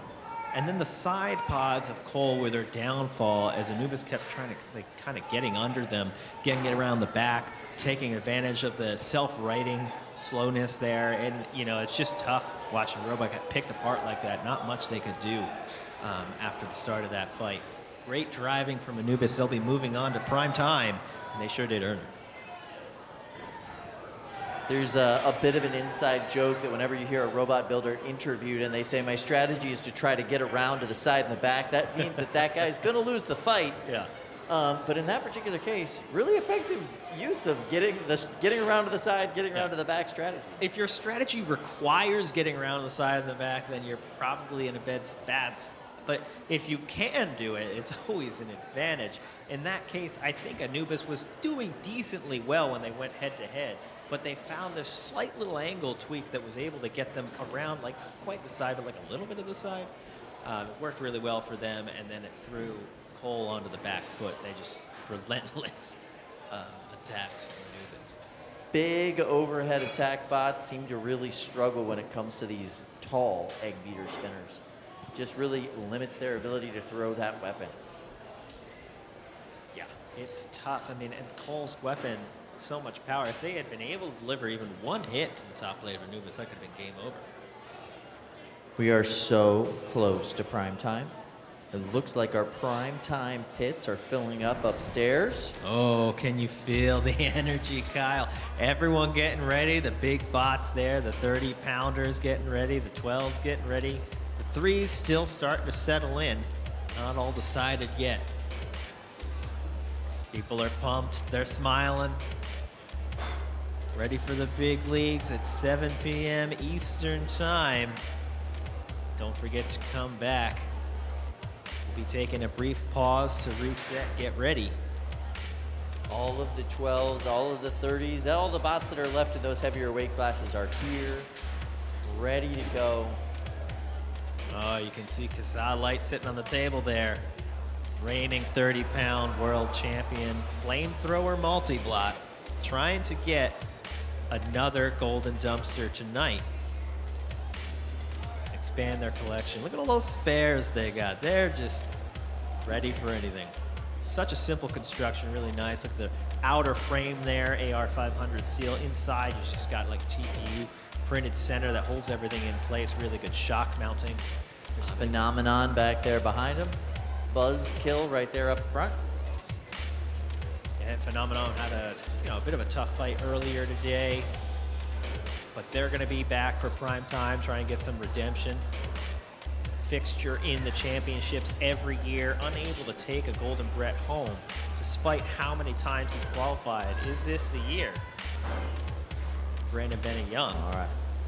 While we are waiting for prime time to start, let's talk about our brackets going into prime time. Let's look at that 12-pound bracket. Check this out. Number 1 ranked Buzzkill right up at the top, taking on from Ohio, Xenomorph. And then we got a cat fight after that. RoboCat taking on Big Hera. And then there's a hot fight after that. Carolina Reaper taking on Caldera 12. And that's a lot of TPU taking on Grim River. That's going to be a very interesting fight. I think it's amazing how well that's a lot of TPU has been doing in this division of heavy hitters. Let's talk about the 30-pound bracket next. Yeah, we mentioned Gh-Astley earlier, the reigning world champs from December, trying to keep their streak going of wins. Going up against Emperor, the largest robot in competition tonight, 45-pound. Shuffling horizontal, that fight will be insane. Makabot versus Fish. Quack versus Phenomenon, and Killswitch versus Gord. Gord has been having quite the run today, looking pretty good. Absolutely. All right, we're heading over to Cage 2 for some 3-pound bot action. We are almost done with these 3-pound fights before we go into prime time. Let's go to our friends in the booth to call this fight. How are you doing over there? Oh, we are doing pretty good. This is gonna be fun, Dima. It's February now, right? Yeah, I think so. And in February, a lot of people might choose to celebrate Valentine's Day. And so as part of the preparation for that, we have some fun rumbles, and this is one of them, the Strawberry Smash Rumble. Looks like we got, so far, 3 strawberries for 3 robots. No dogs allowed. These are chocolate-covered strawberries. Okay, we got more than 3. Strawberry-covered strawberries. Sprinkle-covered strawberries. Anybody who knows me knows I'm a massive holiday enjoyer, so this is kind of a treat. You sort of have favorites in your head. This is not Christmas to me, but Valentine's Day is kind of up there. I love this holiday. I love what it represents. I love strawberries. I love candy. I love chocolate. I have a question for you as a connoisseur of food, because it seems like you might be a little bit of a foodie. Oh, right? yeah. If not for my metabolism, I'd be as large as Julian, but let's go. Would you consider 5, 4, mayonnaise 3, to be sandwich lotion? 2, 1. I'm going to get back to you, Ricky. We got something to talk go. about. Let's smash Look at these lovely, lovely, just amazing sweet delicacies. And there we go. Now they're getting chewed up. Seth, come on. Honestly, they're holding up pretty well. I'm pretty impressed. They remind me of like a tough piñata, especially with the paper mache on top. Is there a robot stuck under the strawberry in the corner? I think I just saw little bits of strawberry popping up into the air. It's funny to see these get destroyed by 3 different kinds of vert. You know what I mean? Yeah. We have the FingerTech beater bar. We have tryharders. Look at the gashes that are being put in these strawberries. I want to see them throttle those weapons down a bit and get some bite and knock them around. Talking about the strategy of this Rumble, like, genuinely. Look at all the baby strawberries. Oh, are those hundreds of baby strawberries are have those, littered the arena floor? Are those also no, those are just strawberries. They're plastic. Yeah, but look, no, there's they're more plastic. of them. They look so real. I was like, wait a second. If this doesn't get you in some sort of romantic spirit, I don't know what will. They just love love. They just love too much. This literally gets me in the Valentine spirit. They're pinatas. They're full of smaller strawberries. This is a delight. Who caused the most destruction? I think it was Seth on Shameless Self Promotion SSP. It looks like he's been treating this very seriously. This fight, this rumble. Who collected the most strawberries, representing the adoration and affection of the adoring fans? That chocolate looks. I'm starving now, dude. Yeah, I'm pretty hungry.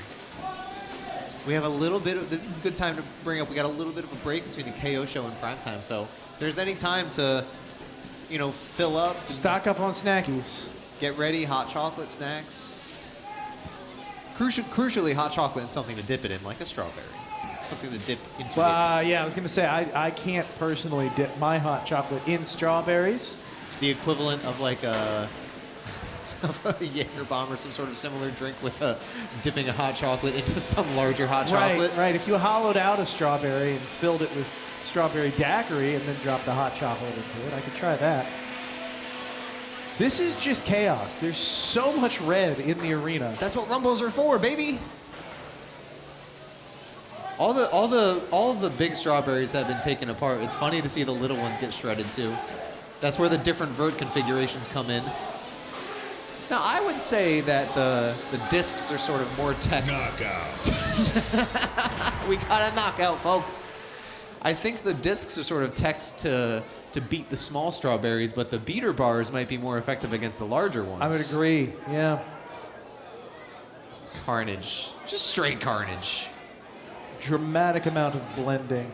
I hear that preserves a lot more of the vitamins and minerals in the strawberries when you blend them like this, in big chunks. Where did you hear that? Vitamix. It's right on the pamphlet. Yeah, when you buy a blender and they got like recipes on the website for you to try, they give you some facts about. They give you some things that say, if you destroy a strawberry with a disc as opposed to a bar or a Trisk. Can you tell me about the nutritional facts of this particular cage right now? A lot of fiber. A lot of fiber in strawberries. I think the nutritional content depends on whether or not you eat the paper mache on top or not. The chocolate certainly adds sugar. But it's Valentine's Day. We treat ourselves. And whoever we celebrate with, should we deign to. Right. Broomsticks coming in maybe as clutch as they're going to come in all day. Yeah, this is what a young broomstick dreams of one day growing up to do. On camera, no less, in front of millions of admiring fans. While these brooms get to work, let's have Sam run through those big changes for the 2026 season one more time. Better fights, clearer outcomes, and a stronger experience for both fans and competitors alike. Here's what's new for the 2026 season at the National Havoc Robot League. The 2026 rule set pushes much harder towards using your active weapon to attack and cause actual harm. It's always been this way at NHRL, but now we're doubling down. Why? Because it leads to more entertaining fights, more understandable outcomes, and a better experience overall for everyone, both watching and competing. Judging now reflects that philosophy. We've gone from 3 judging categories down to 2, condition and attack. Condition replaces what used to be known as damage, but it's flipped. Instead of getting judged on the damage you do to your opponent, you're now judged on the condition of your robot at the end of the match. Attack replaces control and aggression, and it measures the intensity. Well, unfortunately, Sam got a little bit Got chopped up like a computerized strawberry. there. Yeah, a little bit. Great way to phrase that. We love robots here at NHRL. We don't love it so much when our hosts turn into them. So we'll try to get the kinks worked out there and loop back around while we continue to shovel up a tremendous amount of strawberries. Those big sort of fancy dustpans making an appearance. It's honestly a great use of a floor that's already beat up to take it to a rumble. It's a great point. And I do want to point out, it's an eclectic bit of damage that we've done to these floors. You've got melted plastic, you've got gouges, you've got scrapes, you've got tire marks, you've got bits of metal embedded in the floors. If you took this to a recycling center, they'd have no idea what to do. Or what you did. And it's funny that different archetypes damage the floors in different ways. A hammer saw with a missed hit might just crash its weapon into the floor and make a big gouge. We saw Project Liftoff at previous events, a melty brain shell spinner that sort of left these footprints, these circular sort of footprints in the floor whenever its weapon spun into it at an angle. Horizontals that get stuck, they might gouge it similar to a hammer saw. There's many ways to beat up plywood when you're building your robot. Yep. No, absolutely. These floors just kind of carry a story all their own, and it's why if you're in the House of Havoc here in Norwalk, you see some of these floors used for other things, and you can kind of feel the history behind some of the wood and structure that's used for our decor. The fresh floors are so beautiful, but they're honestly beautiful when they're all scarred up like this, because several great fights happened. That's all. Anyway, speaking of beauty, let's head over to Adam and Kyle. That was such a nice intro. I can't even say how much I like that. Thanks, guys. All right. So we have 2 more 3-pound fights coming up before we have to go into prime time. Coming up, we've got Rhino taking on Chainsaw Kitty. Rhino, interesting robot, not a chubby unicorn. Yeah, see, the thing is, I just, anytime I see Chainsaw Kitty, I think they're going to win. I just don't know who can ever stop them. They always look unstoppable. Today, especially, they have been looking very unstoppable. That 8S wiring that they're trying out is working out phenomenally. 8S in a Beetle. Yeah. Wild. Yeah. Mainly because Keziah just didn't want to do the wiring for the 4S setup anymore. So there we go. Really excited to see, and it's been hitting hard. The way Keziah describes it is she pushes the stick, it flies into the opponents now. She doesn't have to think about it anymore. I've been loving that robot. It looks fantastic today. Yeah, I'm excited for that one. And what's the other fight? We've got... War Hard. Oh, yeah. And who are they facing off against? Who's left in that bracket now? I don't even know. Oh, Warhard versus Prince. Yeah, Warhard has been looking amazing as well. Yeah, I've been loving their attitude all day, and the fights have been absolutely phenomenal. That bot looks like he pulled it out of the box this morning. Yeah, I mean, no shade to Prince, no shade to Rhino, but I do really want to see Chainsaw Kitty go against Warhard. I think that would be great. Yep, that would be a really fun fight. 2 really dominant drivers with really amazing robots. I would love to see that. Yeah. Absolutely. And it could happen in prime time. We're coming up. We're close. We've got 2 fights left. We'll be back taking a short break. 7 p.m. is going to be prime time tonight back on the stream. Cleaning up the box here. Got a little bit of sawdust after that fight. A little bit of everything after that fight. It was a complete mess. Prime time starting at 7 p.m. Just a reminder there for everybody. Come check it out. And here's for our cage crew. Putting in the work as our plywood Zamboni, if you will, trying to get everything nice and smooth and clean. Could we add a Zamboni feature to the bottom of Brett? Just kind of zigzag around? That's what would you do? It would be like a rotary sander? I guess could be maybe like a street sweeper, like a New York City street sweeper. You Ooh, just brush it. Yeah. I like that with a vacuum maybe. Of course, then no one would be able to parallel park on the sides of the arena. Tuesday, Thursday, on alternate side days anyway. Yeah. You're not wrong. Yeah, this has been a really interesting rumble. Let's hope that here they've we actually go. cleared everything out, because now we have Rhino from Team WPI going up against Keziah Sky, Sleepy Anime Girl Club, and Chainsaw Kitty. Chainsaw Kitty always looks tough getting loaded into the box. Rhino, no slouch on their side. Let's take a look here at the configurations. You've got some big wings on the side of Rhino. You've got the 2 forks, classic front config on Chainsaw Kitty. No wedges here, both trying to use forks. Looks like we've got the articulating forks on Chainsaw Kitty. Rhino look more stationary, kind of built-in 3D printed TPU. Tiny forks in the center there look articulated though. Who's gonna win the ground game? Who's gonna win these front-to-front engagements? And who's gonna have to try and get around the side? That could determine the whole fight.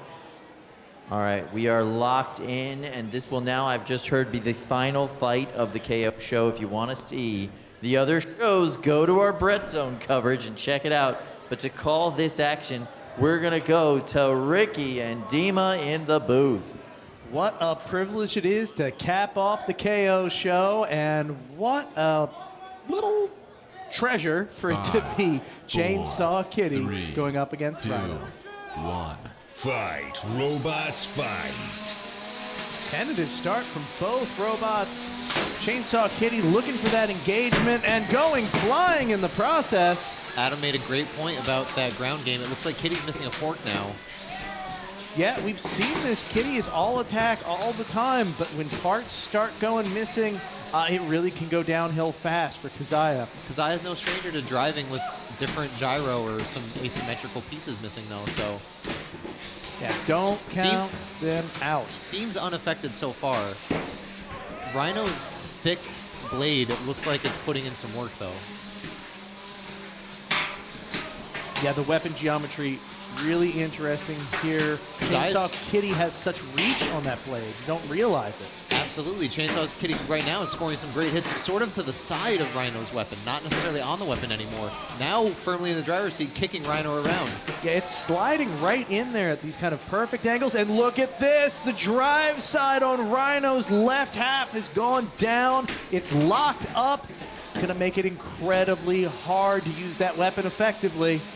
Looks like they're both a little locked up. Keziah's left side is down. Here we go. Yeah, Keziah is not fully locked up in Chainsaw Kitty's drive. It certainly can still move backwards at a pretty good clip, but it's definitely dragging on that left-hand side. Absolutely. It does look more maneuverable than Rhino though, because when Chainsaw Kitty is moving backwards, it can jockey for position a little quicker than Rhino can. This next minute and 15 seconds though, this is a real test of strategy and skill, because you can't drive the way you want to drive. Neither can your opponent. The hits are still going to be equally devastating, but they're harder to line up, harder to defend against, harder to avoid. These are the sorts of situations you can't really train or practice for. No, you really can't. There's only so much you can do here.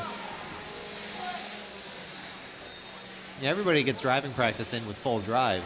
How often do you see somebody practice driving with one of their drive sides down and one of their forks off? The experienced folks know to do this outside of just the moment when it crops up in a fight, and you can see a little more practice on the part of Keziah. Now they're locking horns. Locking horns with the Rhino. Great. Excellent hit. Chainsaw Kitty looking to score as many hits as possible in the last minute. Rhino looking significantly less aggressive here, not able to move, not able to show to the judges an intent to harm. No, this is a terrible place to leave yourself at the end of the match. This will be going to the judges. It's Keziah up front. Gwen just hanging back as a support structure. Drive coaching. That is really taken off as a role here at NHRL, the drive coaching. It helps so much to have that second set of eyes, that second set of mental faculties to help you work through a fight.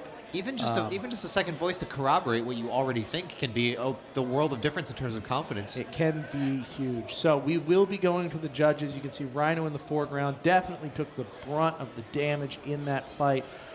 If I was a betting man, I'd definitely put my money on Chainsaw Kitty, but you never know. Crazy things can happen. I would do the same thing. I say all the time, I do not envy the job of the judges, but, you know, somebody's making me pick, I'd probably pick Chainsaw Kitty here. I get it.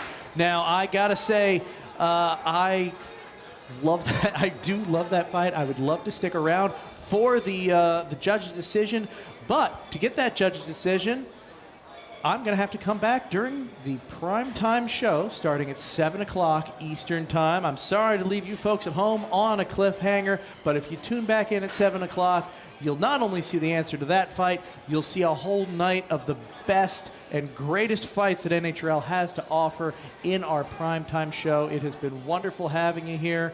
I've been Ricky Willems. I've been Dima Papazian. We still are, by the way, just so you know, and we will see you later tonight for the primetime show. Thank you so much.